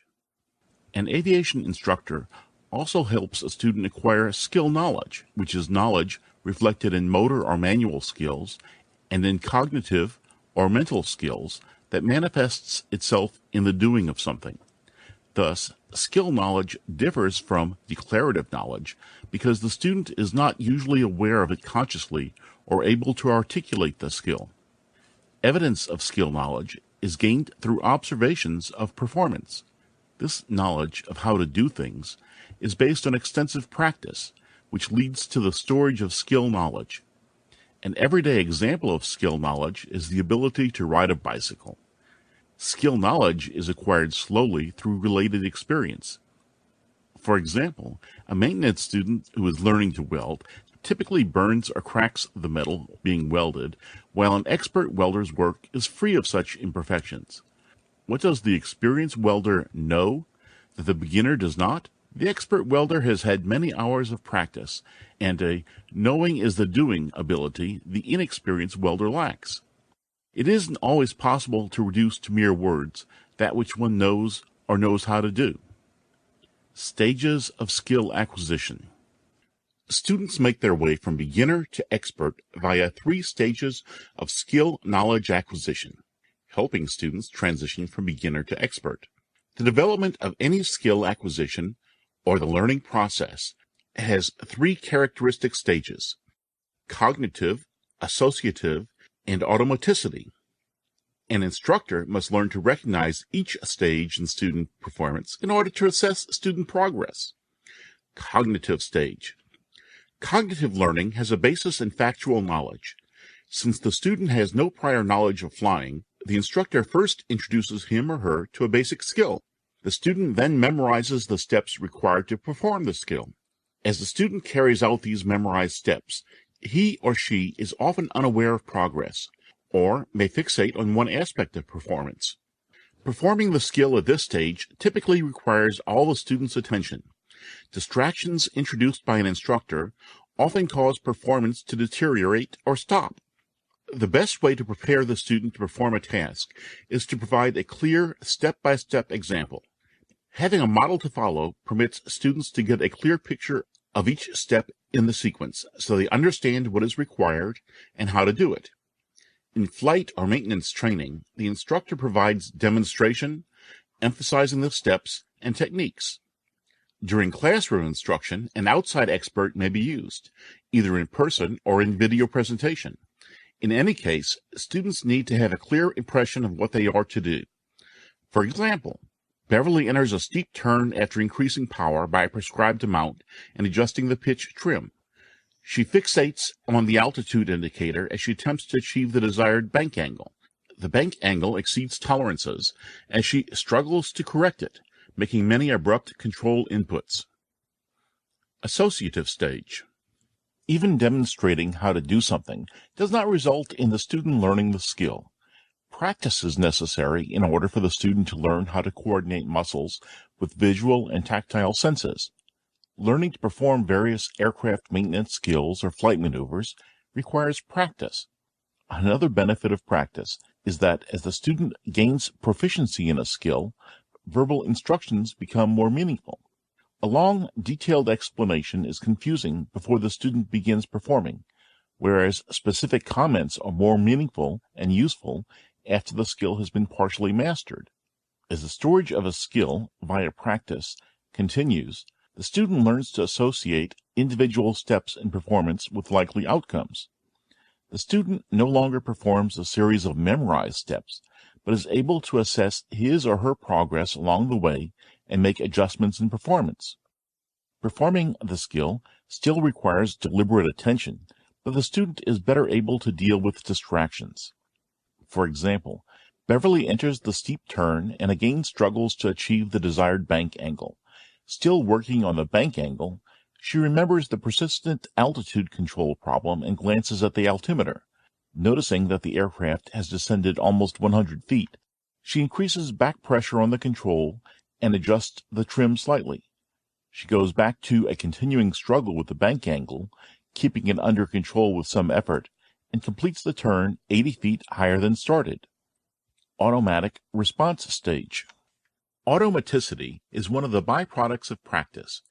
As procedures become automatic, less attention is required to carry them out, so it is possible to do other things simultaneously, or at least do other things more comfortably. By this stage, student performance of the skill is rapid and smooth. The student devotes much less deliberate attention to performance and may be able to carry on a conversation or perform other tasks while performing the skill. The student makes far fewer adjustments during his or her performance, and these adjustments tend to be small. The student may no longer be able to remember the individual steps in the procedure or explain how to perform the skill. For example, the student smoothly increases power, back pressure on the yoke, and trim as a turn is entered. During the turn, the instructor questions the student on an unrelated topic. The student answers the questions while making 2 small adjustments in pitch and trim, and then rolls out of the turn with the altimeter centered on the target altitude. Noting the dramatically improved performance, the instructor asks, "What are you doing differently?" The student seems unsure and says, "I have developed a feel for it." Knowledge of results. In learning some simple skills, students can discover their own errors quite easily. In other cases, such as learning complex aircraft maintenance skills, flight maneuvers, or flight crew duties, mistakes are not always apparent. A student may know that something is wrong, but not know how to correct it. In any case, the instructor provides a helpful and often critical function in making certain that the students are aware of their progress. It is perhaps as important for students to know when they are right as when they are wrong. They should be told as soon after the performance as possible, and should not be allowed to practice mistakes. It is more difficult to unlearn a mistake and then learn the skill correctly than to learn correctly in the first place. One way to make students aware of their progress is to repeat a demonstration or example and to show them the standards their performance must ultimately meet. How to develop skills. Theories about how a skill evolves from the awkward and deliberate performance associated with the cognitive stage to the smooth and steady-handed performance of the automatic response stage have one thing in common. Progress appears to depend on repeated practice. Making progress towards automating a skill seems to be largely a matter of performing the skill over and over again. In skill learning, the first trials are slow and coordination is lacking. Mistakes are frequent, but each trial provides clues for improvement in subsequent trials. The student modifies different aspects of the skill, such as how to hold the yoke or weld correctly. How long does it take to become proficient in a skill? Studies of skill learning have demonstrated that progress tends to follow what is known as a power law of practice. This law simply states that the speed of performance of a task improves as a power of the number of times the task is performed. The logarithm of the reaction time for a particular task decreases linearly with the logarithm of the number of practice trials taken. Qualitatively, the law simply says that practice improves performance.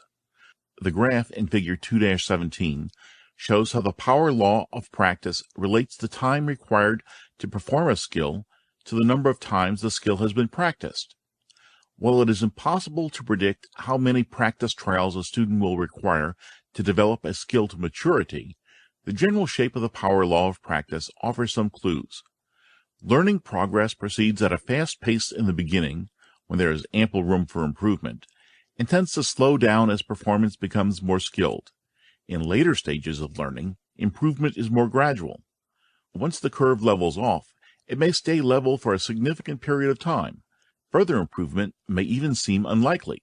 This is called a learning plateau. Learning plateaus.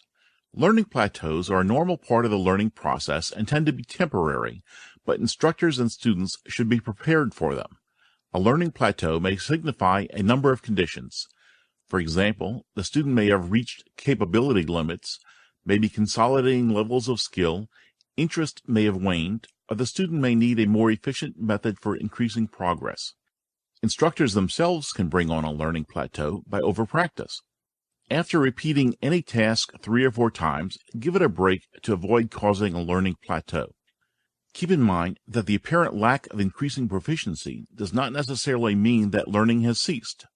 The point is that, in learning motor skills, a leveling process or plateau is normal and should be expected after an initial period of rapid improvement. The instructor should prepare the student for this situation to avert discouragement. If the student is aware of this learning plateau, frustration may be minimized. Instructors can help students who fall into a learning plateau by moving the student to a different place in the curriculum and giving the current task a break. Instructors should also be aware they can bring on a learning plateau by overpractice. Learning plateau problems can sometimes be alleviated also by the instructor better explaining the lesson, the reason for the lesson, and how it applies to the student. Types of practice. Once a student learns the skill, it is important to continue some practice to improve retention, but the power law of practice raises the question of whether or not there is a point at which continued practice no longer leads to improvement. Since athletic coaches, among others, are very interested in maximizing performance, much research has been done on the subject. Within the last few years, research has shown that how practice is structured makes an important impact on how well people retain what they have learned. There are 3 types of practice, each of which yields particular results in acquiring skills: deliberate, blocked, and random. Deliberate practice. In order for a student to gain skill knowledge and learn how to perform the skill on the automatic level, a student must engage in deliberate practice. This practice is aimed at a particular goal. During deliberate practice, the student practices specific areas for improvement and receives specific feedback after practice. The feedback points out discrepancies between the actual performance and the performance goal sought. During deliberate practice, a student focuses on eliminating these discrepancies. Figure 2-18. Studies of skill learning suggest a student achieves better results if distractions are avoided during deliberate practice. When feedback is needed to correct student performance, it should be brief and explicit. Examples of individual skills for pilots are landings, stalls, steep turns, and procedure flows. Examples for maintenance technicians are correct installation of piston rings on a reciprocating engine, setting timing on an aircraft engine, and installing a tach generator. Unlike the acquisition of knowledge, skill learning does not benefit from the instructor introducing the student to new ideas or prompting the student to think about old ones in different ways. On the other hand, instructors should not confuse distractions during skill learning with the legitimate use of distractions to help a student learn how to manage his or her attention while coordinating several tasks that have been mastered to some degree. Blocked practice.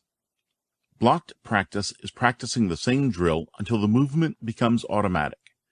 Doing the same task over and over leads to better short-term performance, but poor long-term learning.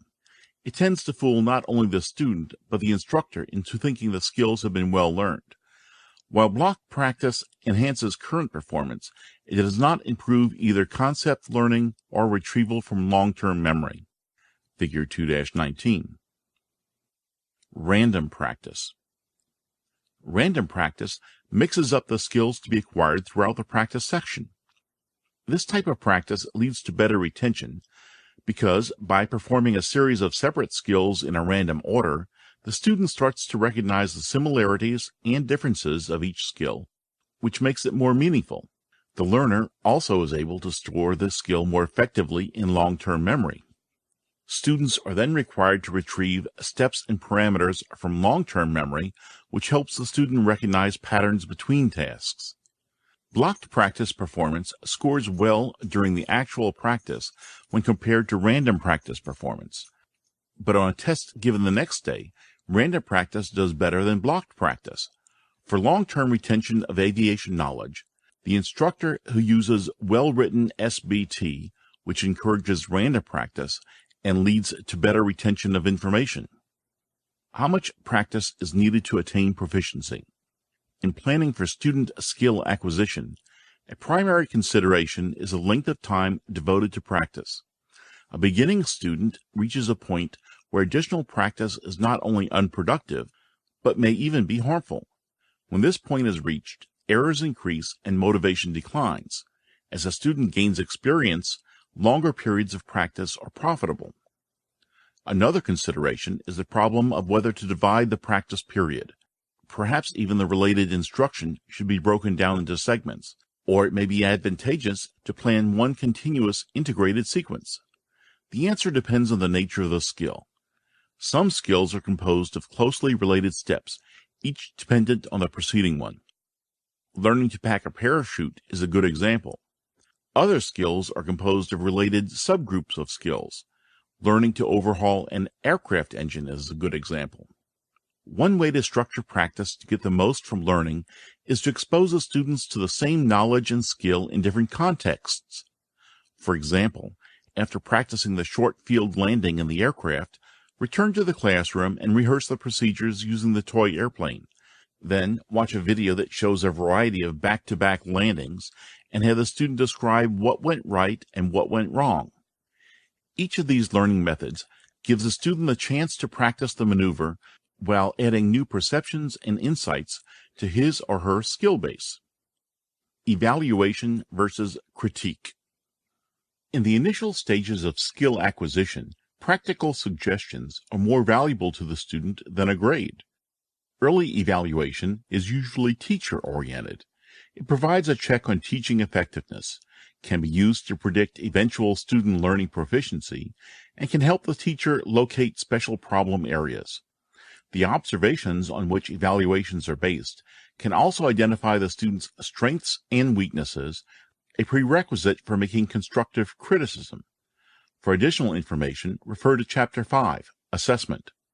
As a student practices a skill, it is important he or she perform the skill correctly, and that the skill being practiced is one that needs to be developed to maturity. An instructor ensures a skill is practiced correctly by monitoring the practice and providing feedback about the skill development. The student profits by having someone watch the performance and provide constructive criticism to help eliminate errors. Providing compliments on aspects of the skill that were performed correctly help keep the evaluation positive. Allowing the student to critique his or her performance enhances student-centered training. Instructors should note, students can develop deviations from the intended method of performance at any stage of skill acquisition. Overlearning of knowledge. Overlearning is the continued study of a skill after initial proficiency has been achieved. Practice proceeds beyond the point at which the skill can be performed with the required degree of excellence. The phenomenon of overlearning sometimes occurs when knowledge used frequently begins to take on the properties of a skill. For example, a student's everyday knowledge about weight and balance concepts tend to center on the routine use of familiar charts found in the aircraft. Eventually, the student's performance is characterized less by an understanding of weight and balance concepts and more by an automatic process in which rows and columns of familiar charts give desired numbers. In some cases, the overlearning of knowledge has the advantage of making application of knowledge more streamlined and efficient. In other cases, the development of automated routines can lead to problems. For example, a verbal checklist procedure becomes so automatic that streamlined recitation of checklist items becomes decoupled from the thoughts and actions the checklist items are intended to trigger. In this case, the pilot or mechanic may not stop to consider each item. The development of automated skills can impede further learning or lead to forgetting general knowledge. In one study, student pilots and flight instructors were asked to solve weight and balance problems using charts taken from two different aircraft.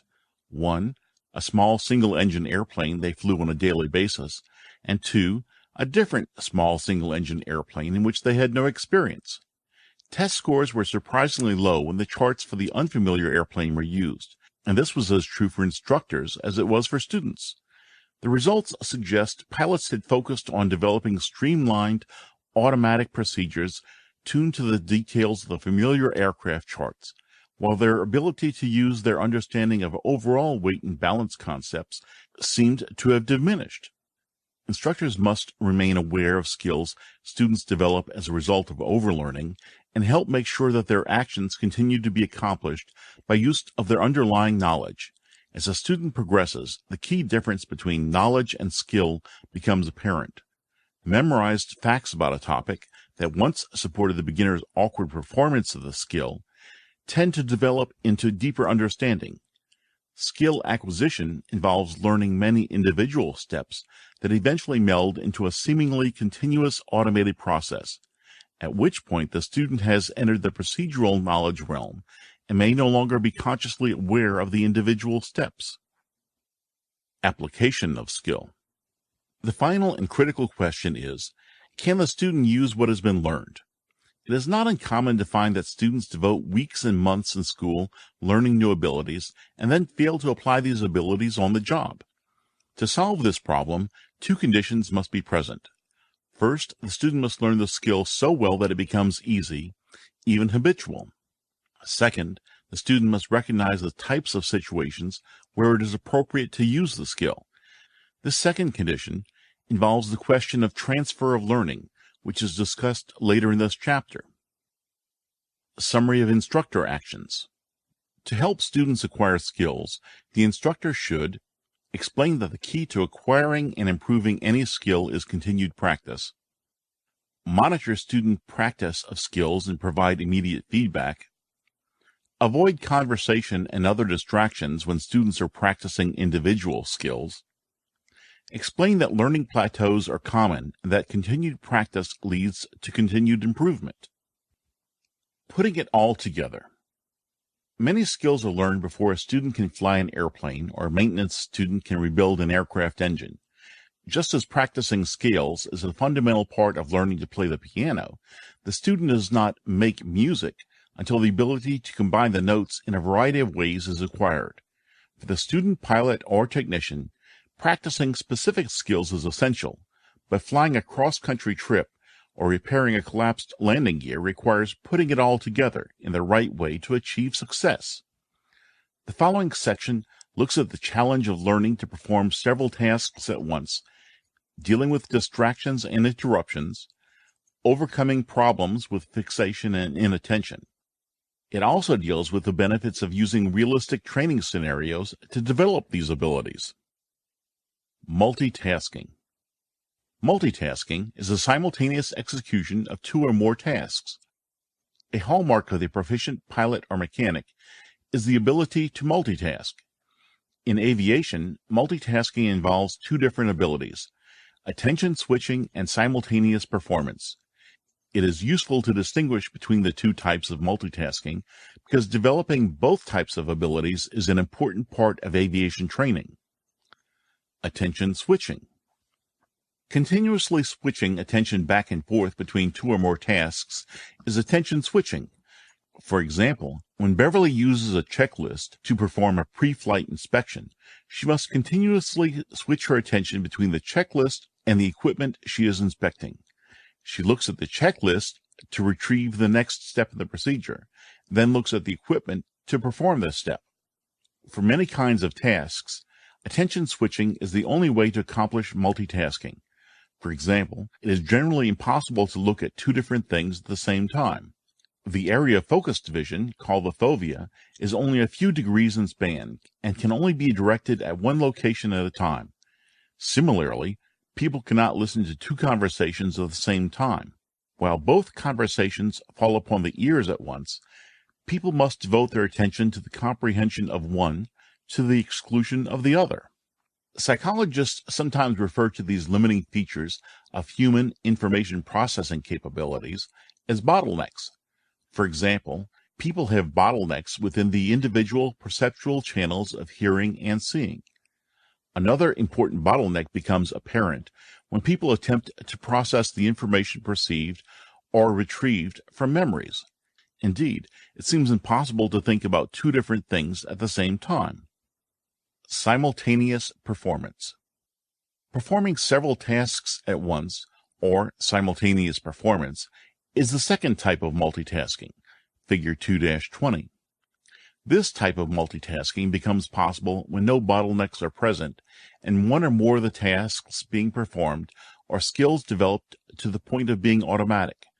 For example, the experienced instrument pilot is able to perform basic attitude instrument flying while communicating with ATC.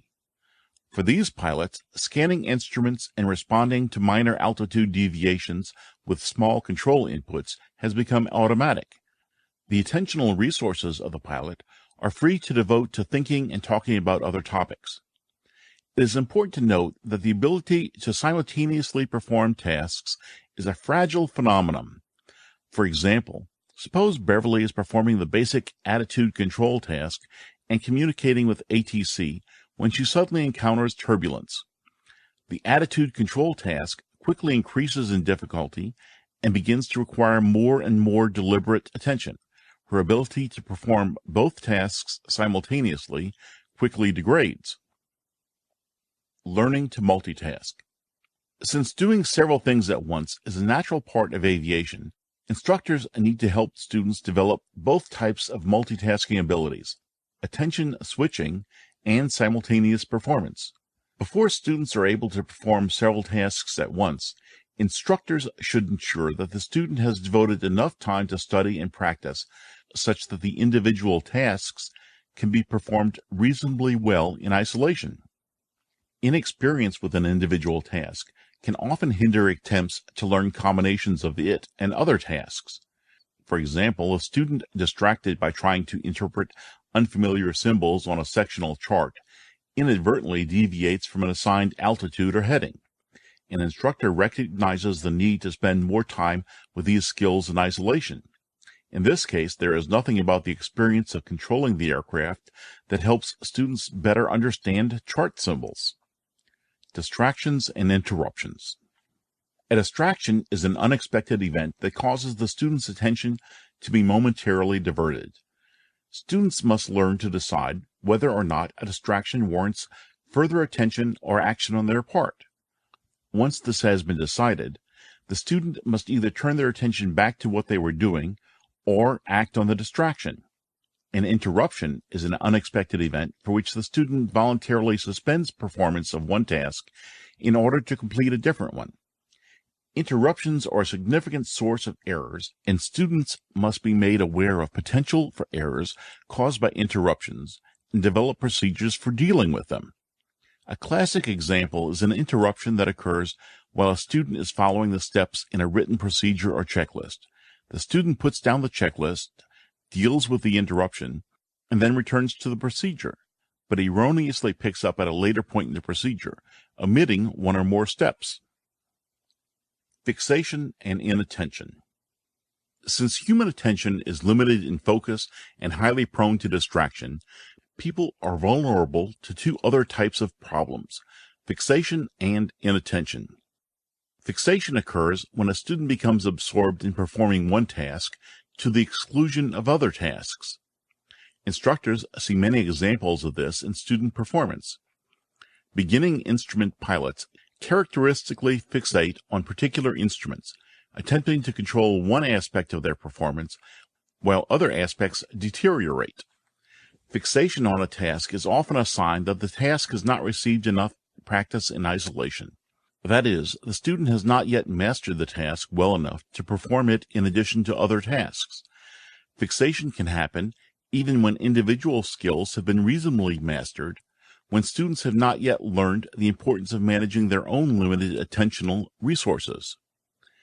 Inattention occurs when a student fails to pay attention to a task that is important. Inattention is sometimes a natural byproduct of fixation. Students fixate on one task and become too busy to attend to other tasks. Inattention also happens when students are not busy. Attention may drift when they become bored or think that a task does not deserve their attention.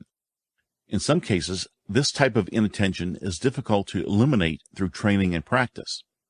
For example, it is well known that humans perform poorly when placed in the role of passive monitor. Many studies have shown how performance rapidly deteriorates when humans are asked to passively monitor gauges or the progress of an automated system such as a GPS navigation computer or autopilot. Furthermore, it seems that the more reliable the system becomes, the poorer the human performance becomes at the monitoring task. The first line of defense against this type of inattention is to alert the student to the problem and to help students develop habits that keep their attention focused. How to identify fixation or inattention problems. One way for instructors to identify problems with fixation or inattention is to try and follow where students look. To accomplish this, instructors can glance at a student's eyes to determine where the student is looking. Students who appear to look at one instrument for an extended period of time might have a problem with fixation.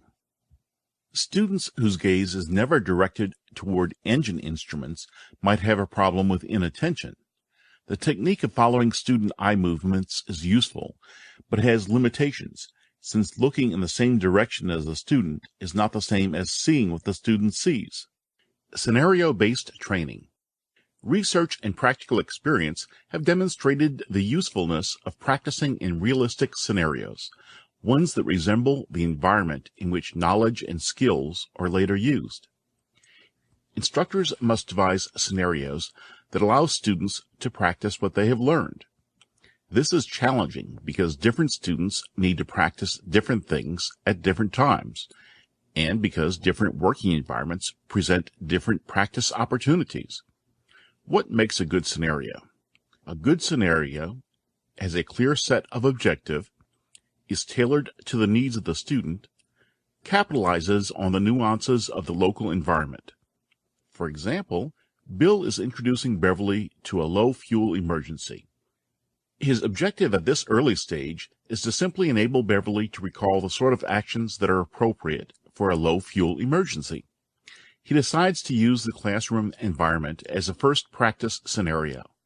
He asked Beverly about what sorts of actions she might take if such an event would occur. She has some good ideas, but he asks her to think more about before her next lesson. On her next lesson, he gives her the same exercise. This time her answers are consistent and insightful. Bill decides that this scenario has served its purpose and moves on.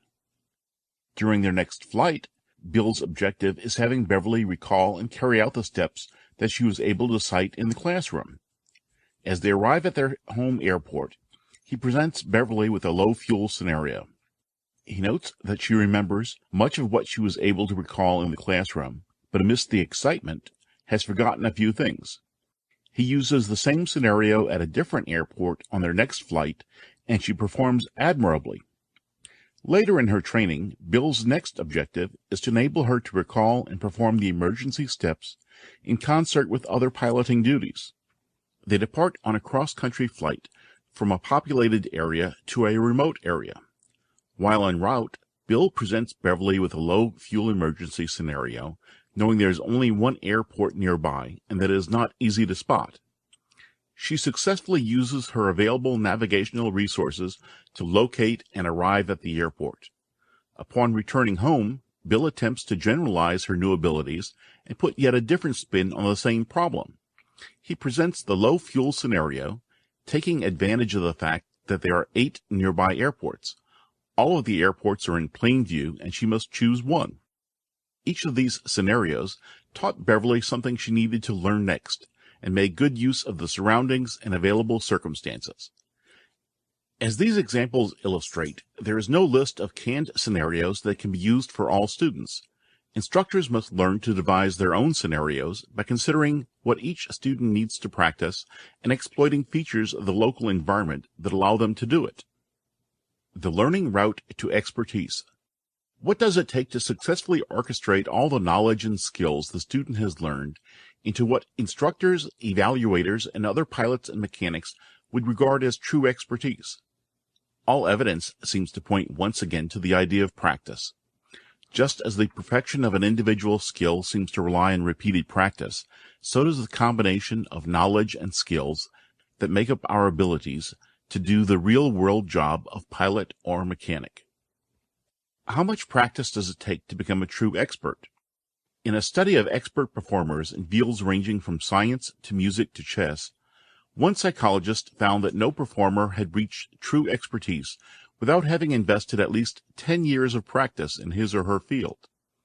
Experts have been found to use 2 tools to help them gain expertise in their field: cognitive strategies and problem-solving tactics. Cognitive strategies. The idea of cognitive strategies emerged over 50 years ago in the context of human information processing theory. Cognitive strategies refer to the knowledge of procedures or knowledge about how to do something in contrast with the knowledge of facts. They use the mind to solve a problem or complete a task and provide a structure for learning that actively promotes the comprehension and retention of knowledge. A cognitive strategy helps the learner develop internal procedures that enable him or her to perform higher-level operations. As students acquire experience, They develop their own strategies for dealing with problems that arise frequently. For example, a student develops the following strategy for avoiding inadvertent flight into instrument meteorological conditions, IMC, at night. He or she checks the weather prior to departure, obtains updates on the weather every hour, and plans to divert to an alternate destination at the first suspicion of unexpected weather ahead. One approach to helping students develop cognitive strategies is to study and identify the strategies that experts use and then teach these strategies to the students. Expert strategies were identified by researchers who presented experts with problems to solve and asked them to think aloud as they attempted to solve the problems. These cognitive strategies can be taught to students, usually with successful results. Problem-solving tactics. Problem-solving tactics are specific actions intended to get a particular result, and this type of knowledge represents the most targeted knowledge in the expert's arsenal. For example, a student notices how easy it is to make a mistake with a takeoff distance chart after using it several times. She notices her finger drifts upward or downward when sliding it across a row of numbers on the chart, sometimes landing on the wrong number. The student formulates several tactics to ensure she obtains the correct figures. 1. Work slowly and deliberately. 2. Use a ruler. And 3. Double-check the work. But even the experts had to practice. In a study of violinists at a music academy in Berlin, researchers compared the best students to those who were regarded as merely very good. Using estimates of how many total hours each student had spent practicing during his or her lifetime, the researchers found that the best violinists had spent an average of 7,000 hours practicing, while the very good violinists had logged about 5,000 hours. The scientific study of expertise reiterates the adage, practice makes perfect. Awareness of existence of unknowns. An important aspect of an expert's knowledge is an awareness of what he or she does not know. This is not always the case with a student. It's important that an instructor be aware of situations in which students have acquired book knowledge, but not yet acquired the more in-depth understanding that comes from association and experience. For example, after acquiring substantial knowledge of a single-engine training aircraft, students should understand that a four-seat aircraft by the same manufacturer should be approached with caution and not overconfidence. Summary of instructor actions. To help students exercise their knowledge and skills in a concerted fashion, the instructor should explain the two types of multitasking and give examples of each type. Ensure that individual skills are reasonably well practiced before asking students to perform several tasks at once. Teach students how to deal with distractions and interruptions and provide them with opportunities to practice. Point out fixation and inattention when it occurs. Devise scenarios that allow students to use their knowledge and skill to solve realistic problems and make decisions. Explain to the student that continued practice with the goal of improving leads to continued improvement. Errors. Errors are a natural part of human performance.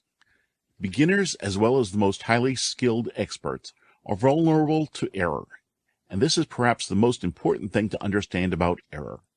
To believe people can eliminate errors from their performance is to commit the biggest error of all. Instructors and students alike should be prepared for occasional errors by learning about common kinds of errors, how errors can be minimized, how to learn from errors, and how to recover from errors when they are made. Kinds of error. There are two kinds of error, slip and mistake. Slip. A slip occurs when a person plans to do one thing, but then inadvertently does something else.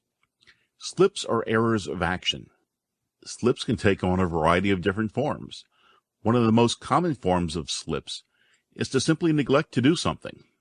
Other forms of slips occur when people confuse two things that are similar. Accidentally using a manual that is similar to one really needed is an example of this type of slip. Other forms of slips happen when someone is asked to perform a routine procedure in a slightly different way. For example, Beverly has been assigned runway 30 for many days in a row. This morning, she approaches to land, and ATC assigns runway 12 instead. As she approaches the traffic pattern, she turns to enter the pattern for runway 30 out of habit. Time pressure is another common source of slips. Studies of people performing a variety of tasks demonstrated a phenomenon called the speed-accuracy trade-off. The more hurried one's work becomes, the more slips one is likely to make. Mistake. A mistake occurs when a person plans to do the wrong thing and is successful. Mistakes are errors of thought. Mistakes are sometimes the result of gaps or misconceptions in students' understanding.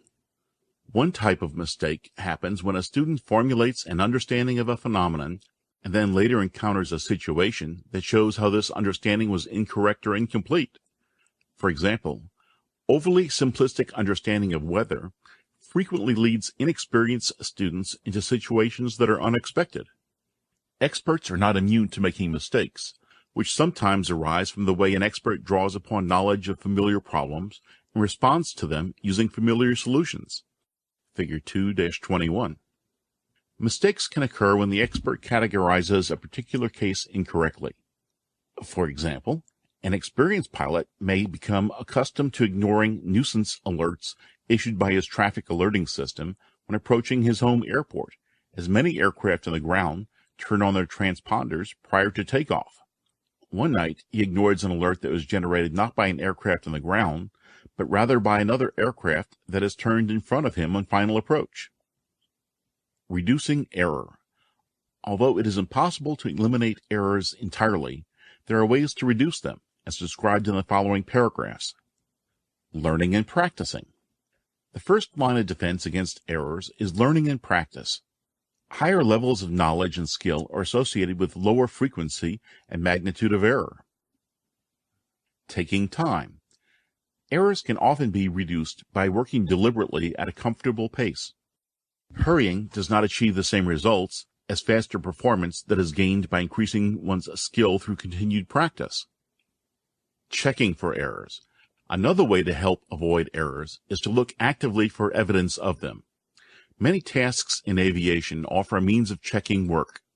Students should be encouraged to look for new ways of checking their work. Using reminders. Errors are reduced when visible reminders are present and actively used. Checklists and other published procedures are examples of reminders. Many aircraft instruments, such as altimeters, offer bugs that can be used to remind the pilot about assigned altitudes, airspeeds, headings, and courses. Mechanics and pilots alike can use notepads to jot down reminders or information that must otherwise be committed to memory. Developing routines. The use of standardized procedures for routine tasks is widely known to help reduce error. Even when a checklist procedure is unavailable or impractical, students can help reduce the occurrence of error by adopting standardized procedures. Raising awareness. Another line of defense against errors is to raise one's awareness when operating in conditions under which errors are known to happen, e.g., changes in routine, time pressure, or in conditions where defenses against errors have been compromised, e.g., fatigue, lack of recent practice. Error recovery. Given that the occasional error is inevitable, it is a worthwhile exercise to practice recovering from commonly made errors, or those that pose serious consequences.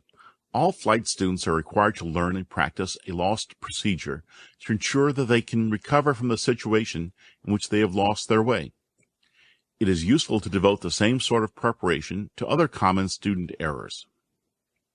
Learning from error. Error can be a valuable learning resource. Students naturally make errors, which instructors can utilize to help students learn while being careful not to let the student practice doing the wrong thing. When a student makes an error, it is useful to ask the student to consider why the error happened and what could have been done differently to prevent the error from happening again in the future. In some cases, errors are slips that simply reveal the need for more practice. In other cases, errors point to aspects of student methods or habits that might be improved. For example, beginning instrument flight students commonly make errors when managing two communications radios, each with an active and standby frequency. When the same students learn to use each radio for a specific purpose, e.g., ATIS, ground, tower frequencies, error rates often drop quickly. Instructors and students should be aware of natural human tendency to resist learning from errors. That is, there is a tendency to explain away errors, dismissing them as one-time events that will likely never happen again. The same phenomenon occurs when observing errors made by others. Reading an accident or incident report, it is easy to spot where a pilot or mechanic made an error and regard the error as something that could never happen to the reader. It is important to note that this type of bias is not necessarily the result of ego or overconfidence. Rather, it is something to which we are all susceptible. Psychologist Baruch Fishoff studied hindsight explanations given by people who were presented with descriptions of situations and their ultimate outcomes. When asked to provide explanations for events that had already occurred and for which the outcome was known, people explained that the outcomes were obvious and predictable. When the same events without the outcomes were presented to a second group, people's prediction of the outcome was no better than chance guessing. The study nicely illustrates the popular adage that hindsight is 20/20. Summary of instructor actions.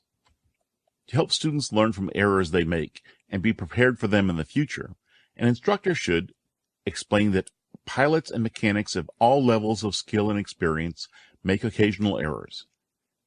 Explain that the magnitude and frequency of errors tend to decrease as skill and experience increases. Explain the difference between slips and mistakes and provide examples of each. Explain ways in which students can help minimize errors. Allow the student to practice recovering from common errors. Point out errors when they occur and ask the student to explain why they occurred. Motivation. As defined in Chapter 1, motivation is the reason one acts or behaves in a certain way and lies at the heart of goals. A goal is the object of a person's efforts. Motivation prompts students to engage in hard work and affects a student's success. Being smart or coordinated seldom guarantees success, but motivation routinely propels students to the top. An important part of an aviation instructor's job is to discover what motivates each student and to use this information to encourage him or her to work hard. Motivation is probably the dominant force that governs the student's progress and ability to learn and can be used to advantage by the instructor. Motivation comes in many guises. It may be negative or positive. Negative motivation may engender fear, for example. While negative motivation may be useful in certain circumstances, characteristically, it is not as effective in promoting efficient learning as positive motivation. Figure 2-22. Positive motivation is provided by the promise of achievement or rewards. These rewards may be personal or social. They may involve financial gain, satisfaction of the self-concept, personal gain, or public recognition. Motivation may be tangible or intangible. Students seeking intangible rewards are motivated by the desires for personal comfort and security, group approval, and the achievement of a favorable self-image. The desire for personal comfort and security is a form of motivation which instructors often forget. All students want secure, pleasant conditions and a safe environment. If they recognize what they are learning may promote these objectives, their attention is easier to attract and hold. Insecure and unpleasant training situations inhibit learning. Students also want a tangible return for their efforts. For motivation to be effective on this level, students must believe that their efforts are suitably rewarded. These rewards must be constantly apparent to the students during instruction, whether they are to be financial, self-esteem, or public recognition. The tangible rewards of aviation are not always obvious during training. Traditional syllabi often contain lessons with objectives that are not immediately obvious to the student. These lessons may pay dividends during later instruction, a fact the student may not appreciate, and resulting in less learning than if the student could relate all objectives to an operational need. Law of readiness. The instructor should ensure that the student is aware of those applications which are not immediately apparent. To reduce this issue, the instructor should develop appropriate scenarios that contain the elements to be practiced. Everyone wants to avoid pain and injury. Students normally are eager to learn operations or procedures that help prevent injury or loss of life. This is especially true when the student knows that the ability to make timely decisions or to act correctly in an emergency is based on sound principles. The attractive features of the activity to be learned also can be a strong motivational factor. Students are anxious to learn skills that may be used to their advantage. If they understand that each task is useful in preparing for future activities, they are more willing to pursue it. Another strong motivating factor is group approval. Each person wants the approval of peers and superiors. Interest can be stimulated and maintained by building on this natural desire. Most students enjoy the feeling of belonging to a group and are interested in accomplishment, which gives them prestige among their fellow students. Every person seeks to establish a favorable self-image. In certain circumstances, this self-image may be submerged in feelings of insecurity or despondency. Fortunately, most people engaged in a task believe that success is possible under the right combination of circumstances and good fortune. This belief can be a powerful motivating factor for students. An instructor can effectively foster this motivation by the introduction of perceptions that are solidly based on previously learned factual information, easily recognized by the student. Each additional block of learning should help formulate insight, contributing to the ultimate training goals, and promoting student confidence in the overall training program. At the same time, it helps students develop a favorable self-image. As this confirmation progresses and confidence increases, advancement is more rapid and motivation is strengthened. Positive motivation is essential to true learning. Negative motivation in the form of reproofs or threats should be avoided with all but the most overconfident and impulsive students. Slumps in learning are often due to declining motivation. Motivation does not remain at a uniformly high level. It may be affected by outside influences, such as physical or mental disturbances, or inadequate instruction. The instructor should strive to maintain motivation at the highest possible level. In addition, the instructor should be alert to detect and counter any lapses in motivation. Where does the motivation to learn come from? Motivation to learn can come from many sources. Some students have a fundamental interest in aviation and experience sheer fascination with aircraft or with the experience of flight. Other students may decide that aviation provides an opportunity to develop a wide variety of technical, physical, communication, and problem-solving abilities. Some see aviation as a way to boost their self-image or ego. Other students are motivated by tradition and wish to follow in the footsteps of a relative or close friend. Some students are motivated to pursue aviation training because it offers a promising career. To others, aviation offers prestige or acceptance within social groups. Some may think that aviation offers fun and excitement, or simply a more convenient form of transportation. All of these sources of motivation have one thing in common. They all offer some type of reward in exchange for performing the hard work. Teaching the adult learner was discussed in Chapter 1, but aviation instructors should keep in mind that adult learners who are motivated to seek out a learning experience do so primarily because they have use for the knowledge or skill being sought. Learning is a means to an end, not an end in itself. Based on this, it is important instructors determine why a student enrolled in the course. Based on preference and/or class size, an instructor can conduct a brief personal interview with a student or have the student complete a student information form, Figure 2-23. Asking questions such as, "Why are you taking this course?" or "How do you plan to use the information you learn in this course?" may be all that is necessary. Student questionnaire. A short questionnaire can be helpful in gathering additional student background information. For example, it is helpful to know a student's familiarity with the subject matter. Questions such as, "Have you ever taken a course in aircraft maintenance?" or "Have you ever flown a small airplane?" or "Have you had any on-the-job training in avionics?" should garner the type of information needed. A short questionnaire also offers an instructor the chance to discover how the student learns best. small groups, independent study, etc. Another possible way to gather information about a student is to have him or her write a brief autobiography which includes any experience with the subjects being taught.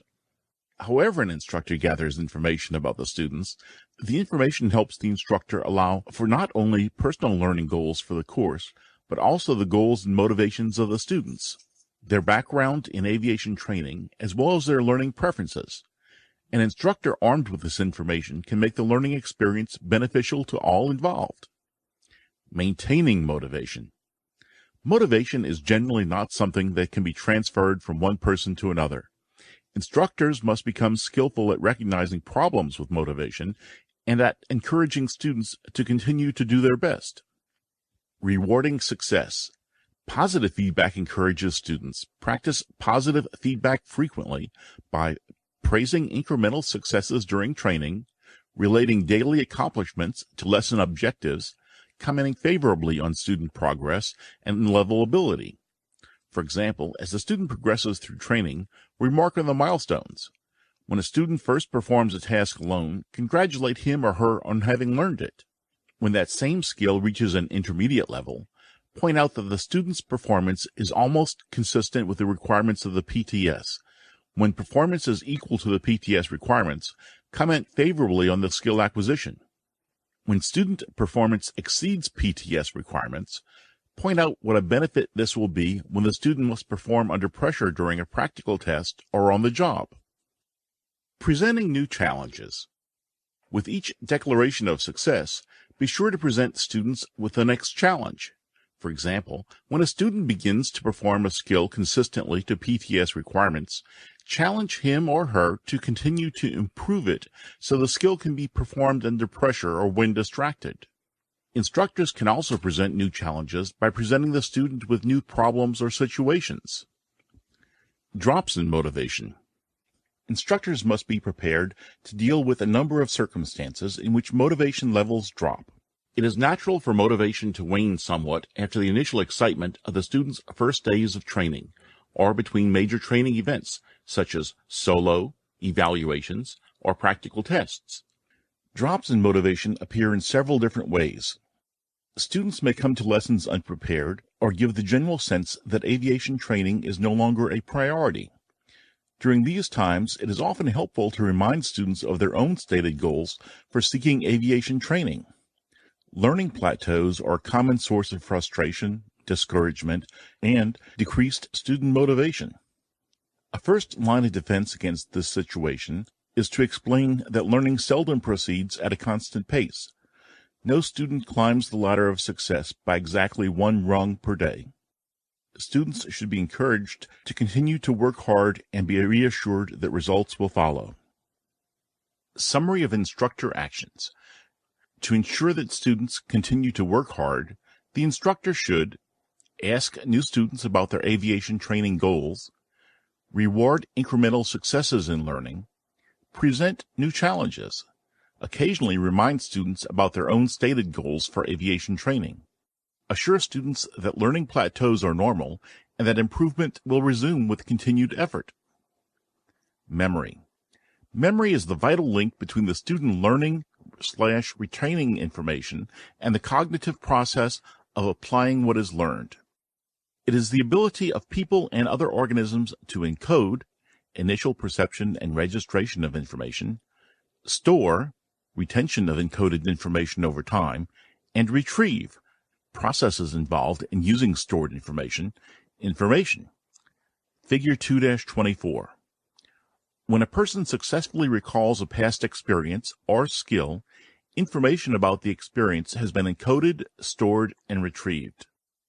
Although there is no universal agreement of how memory works, a widely accepted model has three components: sensory memory, short-term memory, and long-term memory. Sensory memory. Sensory memory is the part of the memory system that receives initial stimuli from the environment and processes them according to the individual's preconceived concept of what is important. Other factors can influence the reception of information by sensory memory. For example, If the input is dramatic and impacts more than one of the five senses, that information is more likely to make an impression. The sensory memory processes stimuli from the environment within seconds, discards what is considered extraneous, and processes what is determined by the individual to be relevant.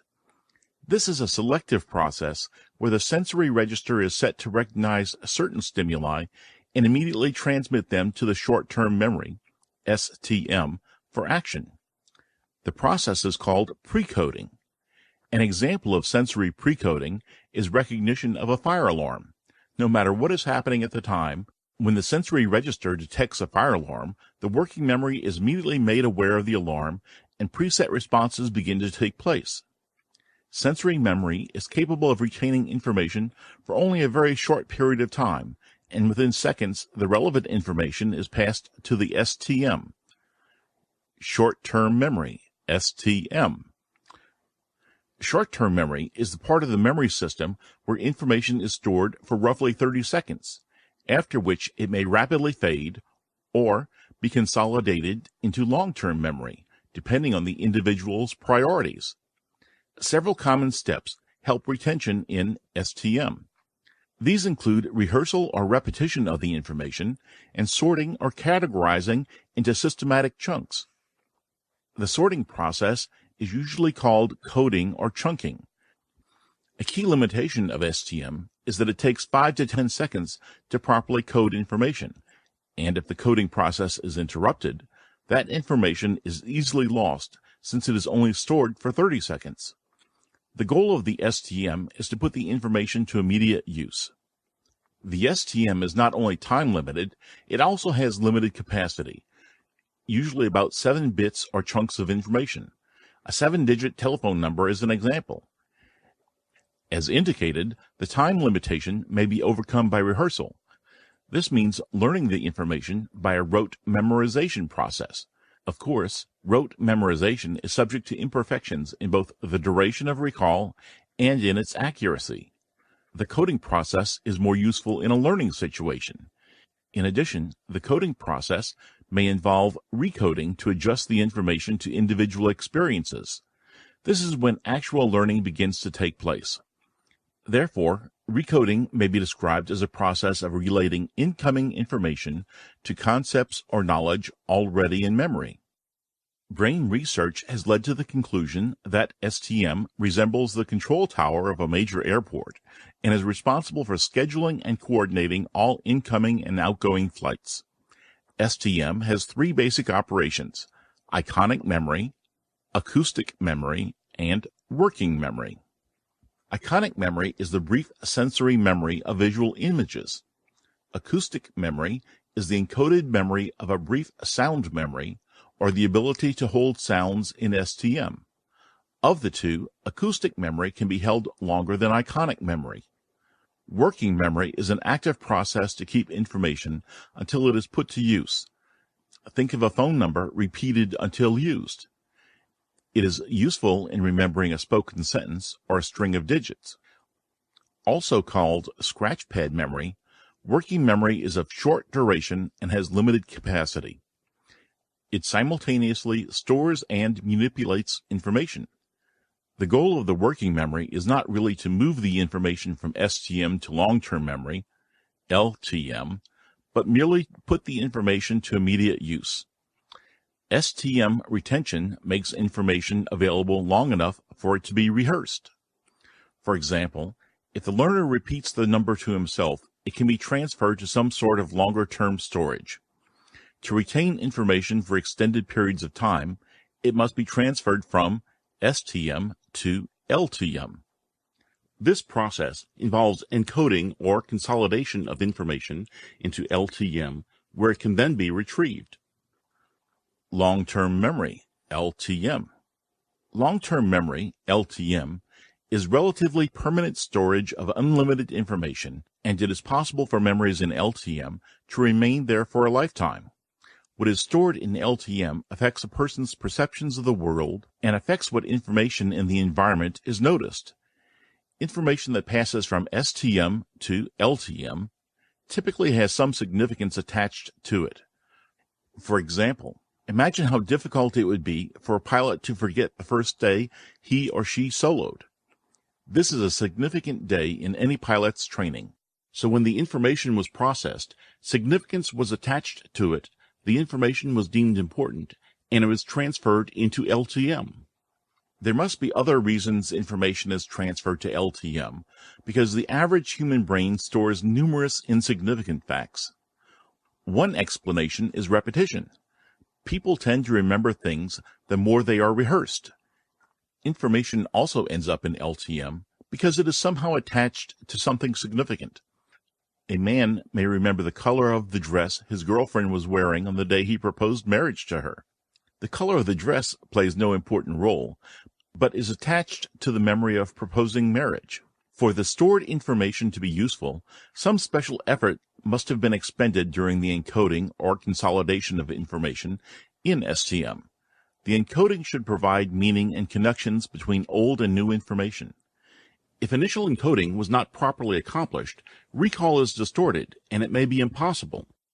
The more effective the encoding process, the easier the recall.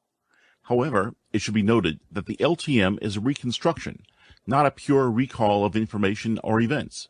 It is also subject to limitations, such as time, biases, and in many cases, personal inaccuracies.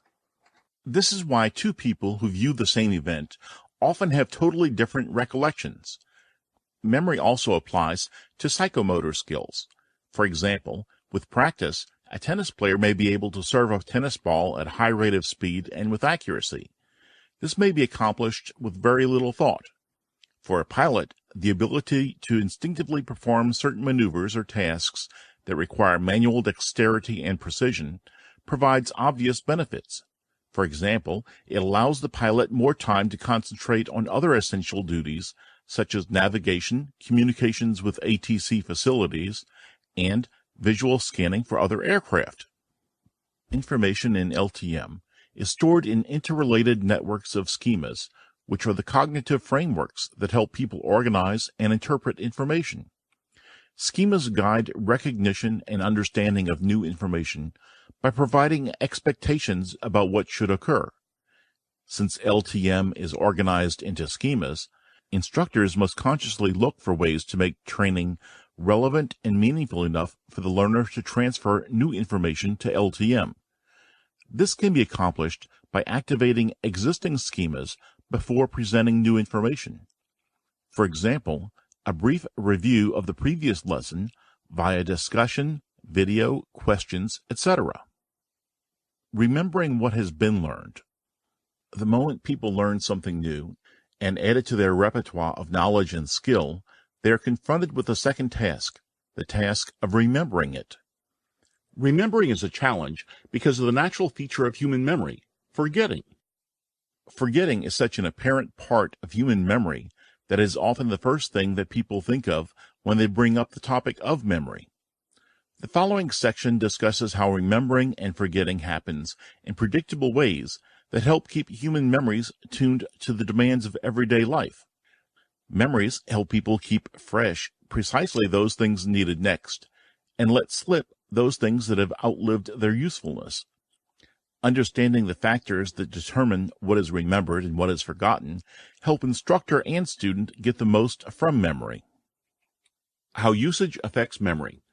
The ability to retrieve knowledge or skills from memory is primarily related to two things. 1. How often that knowledge has been used in the past, and 2. How recently the knowledge has been used. These two factors are called frequency and recency of use. Frequency and recency can be present individually or in combination. Frequency and recency. Knowledge that enjoys both frequency and recency is likely to be retrieved easily and quickly. This is knowledge much used in the past that continues to be used in the present. This is the ideal situation for knowledge and skills that need to be used. Frequency only. Knowledge that has been used in the past but has not been used recently is vulnerable to being forgotten. This type of knowledge is likely to be retrieved slowly or not at all. To retrieve this knowledge and skill, some recent rehearsal or practice must be added in order to refresh the memory. Recency only. Knowledge that has been recently used, but has not been used in the past, is knowledge that has been recently acquired. This type of knowledge is particularly vulnerable to being forgotten, since there is little to distinguish it from throwaway knowledge, such as an hourly weather broadcast.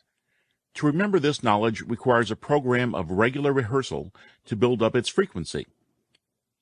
Forgetting. Forgetting, which refers to loss of a memory, typically involves a failure in memory retrieval. The failure may be due to the decay or overwriting of information which has been temporarily stored in STM, but generally, forgetting refers to loss of information from LTM. The information is not lost per se. It is somewhere in the person's LTM, but he or she is not able to retrieve and remember it. Why do people forget? Why don't we remember everything? Do we need to remember everything? Most of the information people are exposed to each day has a short period of usefulness with little need to retain it. For example, why would anyone need to remember the details of an hourly weather broadcast 10 years ago? Thus, forgetting knowledge is not always a bad thing. For example, forgetting old information keeps new information up to date. Many theories on why people forget have been offered to explain the phenomenon. Among them, retrieval failure, fading, interference, and repression or suppression. Retrieval failure. Retrieval failure is simply the inability to retrieve information, that tip-of-the-tongue phenomenon when a person knows the meaning of a word or the answer to a question, but cannot retrieve it. It is also caused by the fact that sometimes people simply do not encode information well, and the information never makes it to LTM, or is lost before it can attach itself to the LTM. This is sometimes referred to as failure to store. Fading. The theory of fading or decay suggests that a person forgets information that has not been used for an extended period of time, that it fades away or decays. It had been suggested that humans are physiologically pre-programmed to eventually erase data that no longer appears pertinent. On the other hand, experimental studies show that a hypnotized person can describe specific details of an event which normally is beyond recall. Apparently the memory is there, locked in the recesses of the mind. The difficulty is summoning the memory to consciousness or retrieving the link that leads to it. Interference. Interference theory suggests that people forget something because a certain experience has overshadowed it, or that the learning of similar things has intervened. This theory might explain how the range of experiences after graduation from school causes a person to forget or to lose knowledge. In other words, new events displace many things that had been learned. From experiments, at least two conclusions about interference may be drawn. First, similar material seems to interfere with memory more than dissimilar material. And second, material not well learned suffers most from interference. Repression or suppression. Freudian psychology advances the view that some forgetting is caused by repression or suppression. In repression or suppression, a memory is pushed out of reach because the individual does not want to remember the feelings associated with it. Repression is an unconscious form of forgetting, while suppression is a conscious form. Forgetting information does not mean it is gone forever. Sometimes it is still there, just inaccessible. Retention of learning. Each of the theories of forgetting implies that when a person forgets something, it is not actually lost. Rather, it is simply unavailable for recall. The instructor's problem is how to make certain that the student's learning is readily available for recall. The following suggestions can help. Teach thoroughly and with meaning. Material thoroughly learned is highly resistant to forgetting. This is suggested by experimental studies, and it was also pointed out in the sections on skill learning. Meaningful learning builds patterns of relationships in the learner's consciousness, which is one reason to conduct scenario-based training, SBT. In contrast, rote learning is superficial and is not easily retained. Meaningful learning goes deep because it involves principles and concepts anchored in the student's own experiences. The following discussion emphasizes 5 principles which are generally accepted as having a direct application to remembering. Praise stimulates remembering. Responses that give a pleasurable return tend to be repeated. Absence of praise or recognition tends to discourage, and any form of negativism in the acceptance of a response tends to make its recall less likely. Recall is promoted by association. As discussed earlier, each bit of information or action, which is associated with something to be learned, tends to facilitate its later recall by the student. Unique or disassociated facts tend to be forgotten unless they are of special interest or application. Favorable attitudes aid retention.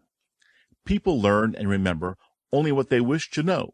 Without motivation, there is little chance for recall. The most effective motivation is based on positive or rewarding objectives. Learning with all senses is most effective. Although people generally receive what is learned through the eyes and ears, other senses also contribute to most perceptions. When several senses respond together, a fuller understanding and a greater chance of recall is achieved. Meaningful repetition aids recall. Each repetition gives the student an opportunity to gain a clearer and more accurate perception of the subject to be learned, but mere repetition does not guarantee retention. Practice provides an opportunity for learning, but does not cause it. Further, some research indicates that 3 or 4 repetitions provide the maximum effect, after which the rate of learning and probably of retention fall off rapidly. Along with these 5 principles, there is a considerable amount of additional literature on retention of learning during a typical academic lesson. After the first 10 to 15 minutes, the rate of retention drops significantly until about the last 5 to 10 minutes, when students wake up again. Students passively listening to a lecture have roughly a 5% retention rate over a 24-hour period, but students actively engaged in the learning process have a much higher retention. This clearly reiterates the point that active learning is superior to just listening. Mnemonics. A mnemonic uses a pattern of letters, ideas, visual images, or associations to assist in remembering information. It is a memory-enhancing strategy that involves teaching learners to link new information to information they already know. Its chief value lies in helping learners recall information that needs to be recalled in a particular order by encoding difficult-to-remember information in a way that makes it easier to remember. Research shows that providing students with memorization techniques improves their ability to recall information. Mnemonics include, but are not limited to, acronyms, acrostics, rhymes, or chaining. Acronyms form a word from the first letters of other words. For example, AIM is the acronym for Aeronautical Information Manual. An acrostic is a poem, word puzzle, or other composition in which the first letter of each line or word is a cue to the idea the learner wishes to remember. For example, every good boy does fine is used to remember the order of the G-clef notes in music.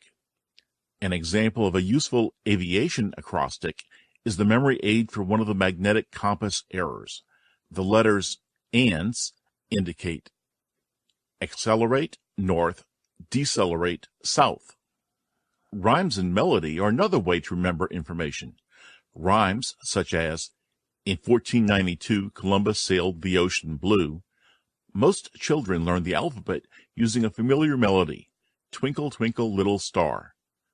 A well-known mnemonic rhyme for remembering the days of the month is the familiar 30 days hath September, April, June, and November.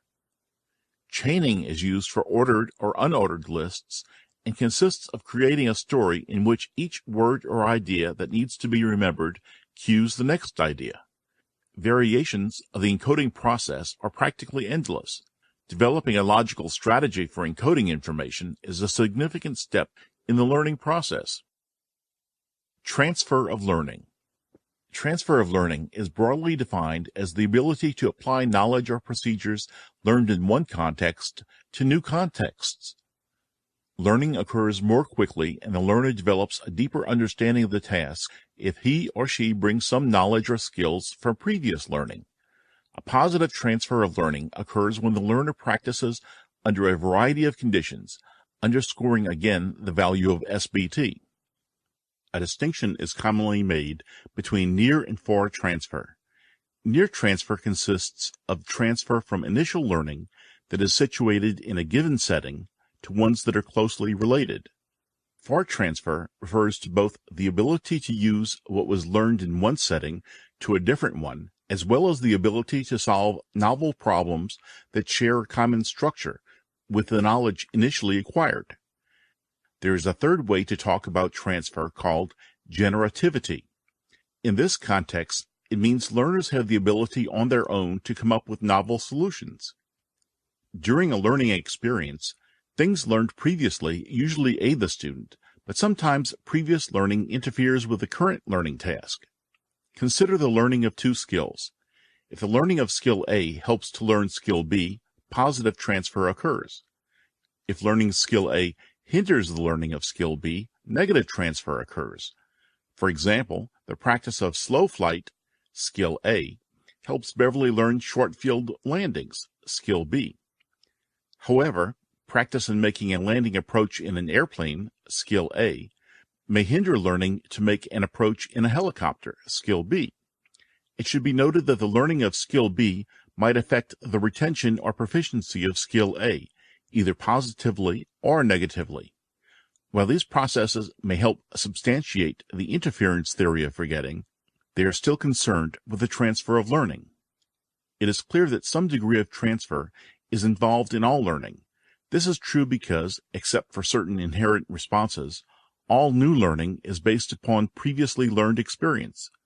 People interpret new things in terms of what they already know.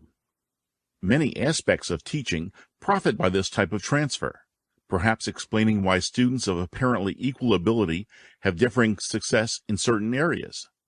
Negative transfer may hinder the learning of some, positive transfer may help others.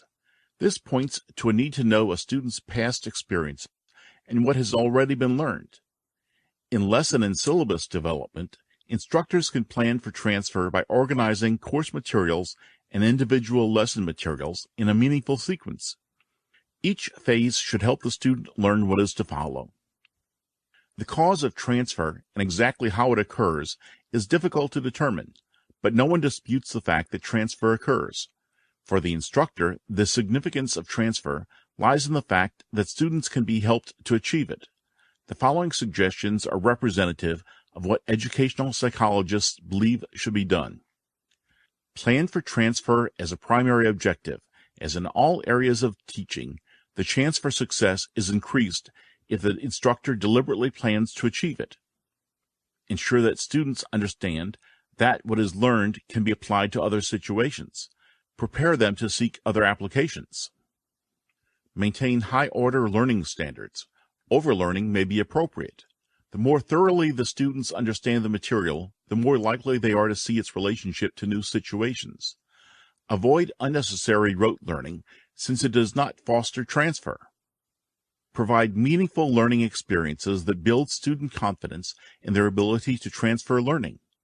This suggests activities that challenge them to exercise their imagination and ingenuity in applying their knowledge and skills. Use instructional material that helps form valid concepts and generalizations. Use materials that make relationships clear. Habit formation. The formation of correct habit patterns from the beginning of any learning process is essential to further learning and for correct performance after the completion of learning.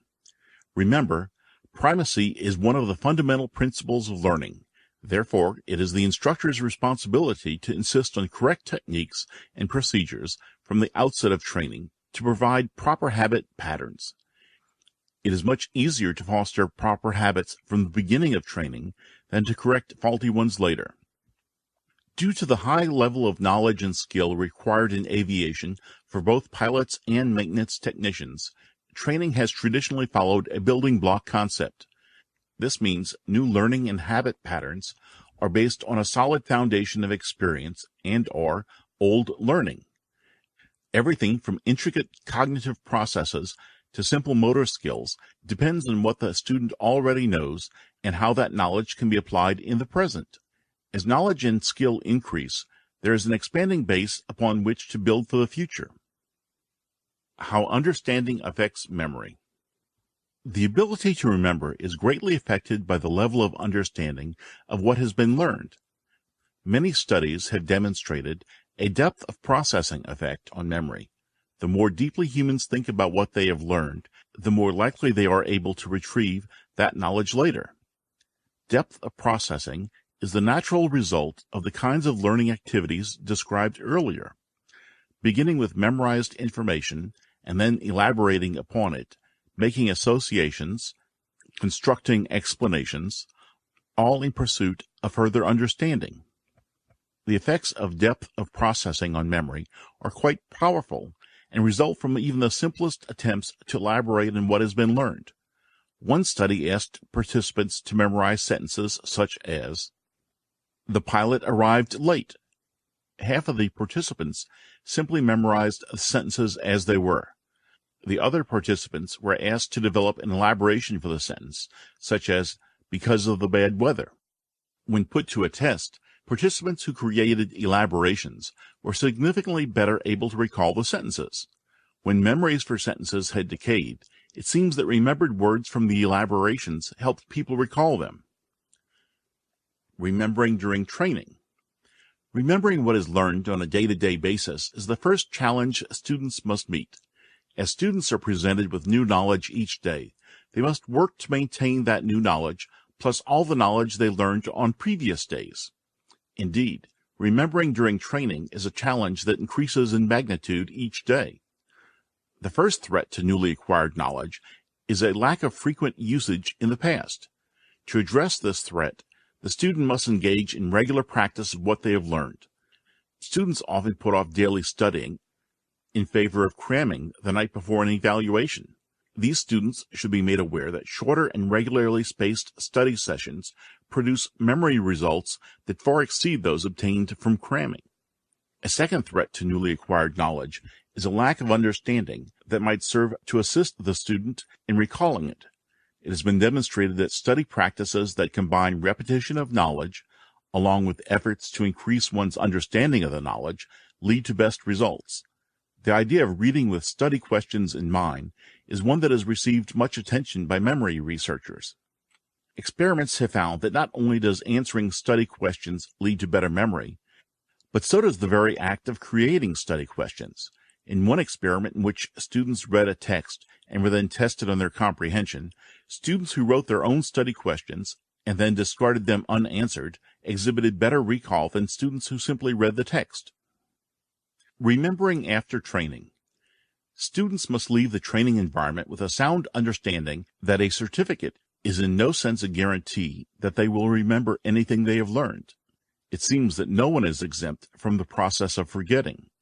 Continued practice of their knowledge and skill is the only means of retaining what they learned, and practice is important after they become certificated pilots and mechanics, as it is during their training. One study of pilots' retention of aeronautical knowledge showed that students' retention of some topics was superior to that of their own instructors.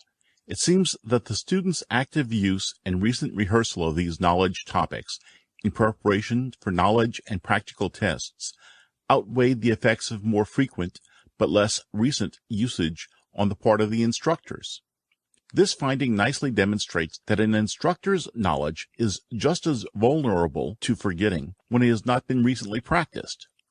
In the same study, the ability of certificated pilots to remember details about regulations was related to the number of months since each pilot's last flight review. This suggests that pilots may take steps to sharpen their knowledge before a flight review and allow it to decay between reviews. Even skills that become automatic during training may not remain automatic after a period of disuse. Sources of knowledge. Aviation students obtain knowledge from a variety of sources while training to be pilots or mechanics. The aviation instructor is the student's primary source of knowledge, but an instructor also recommends other sources of knowledge. These include books, photographs, videos, diagrams, and charts, and other instructional materials. These sources are important for the student because they allow information to be archived and easily transferred from one person to another. They also allow the reader to self-pace the acquisition of information and permit the reader to pause, think, formulate, and reformulate his or her understanding. The instructor also encourages the student to gain experience in the real world of aviation. These experiences enhance the student's incidental learning, observation of other pilots or mechanics, thinking about what has been learned, formulation of schemas, and ability to make correlations about what has been learned. Interactive computer-based instruction programs, another excellent source of knowledge, often go hand in hand with the flight training syllabus, assuring academics are delivered just in time to complement lessons. Summary of instructor actions. To help students remember what they have learned, the instructor should discuss the difference between short-term memory and long-term memory, explain the effect of frequent and recent usage of knowledge on remembering and forgetting, explain the effect of depth of understanding on remembering and forgetting, encourage student use of mnemonic devices while studying, explain the benefits of studying at regularly spaced intervals and the disadvantages of cramming. Chapter summary. Learning theory has caused instruction to move from basic skills and pure facts to linking new information with prior knowledge, from relying on a single authority to recognizing multiple sources of knowledge, and from novice-like to expert-like problem solving. While educational theories facilitate learning, no one learning theory is good for all learning situations and all learners. Instruction in aviation should utilize a combination of learning theories.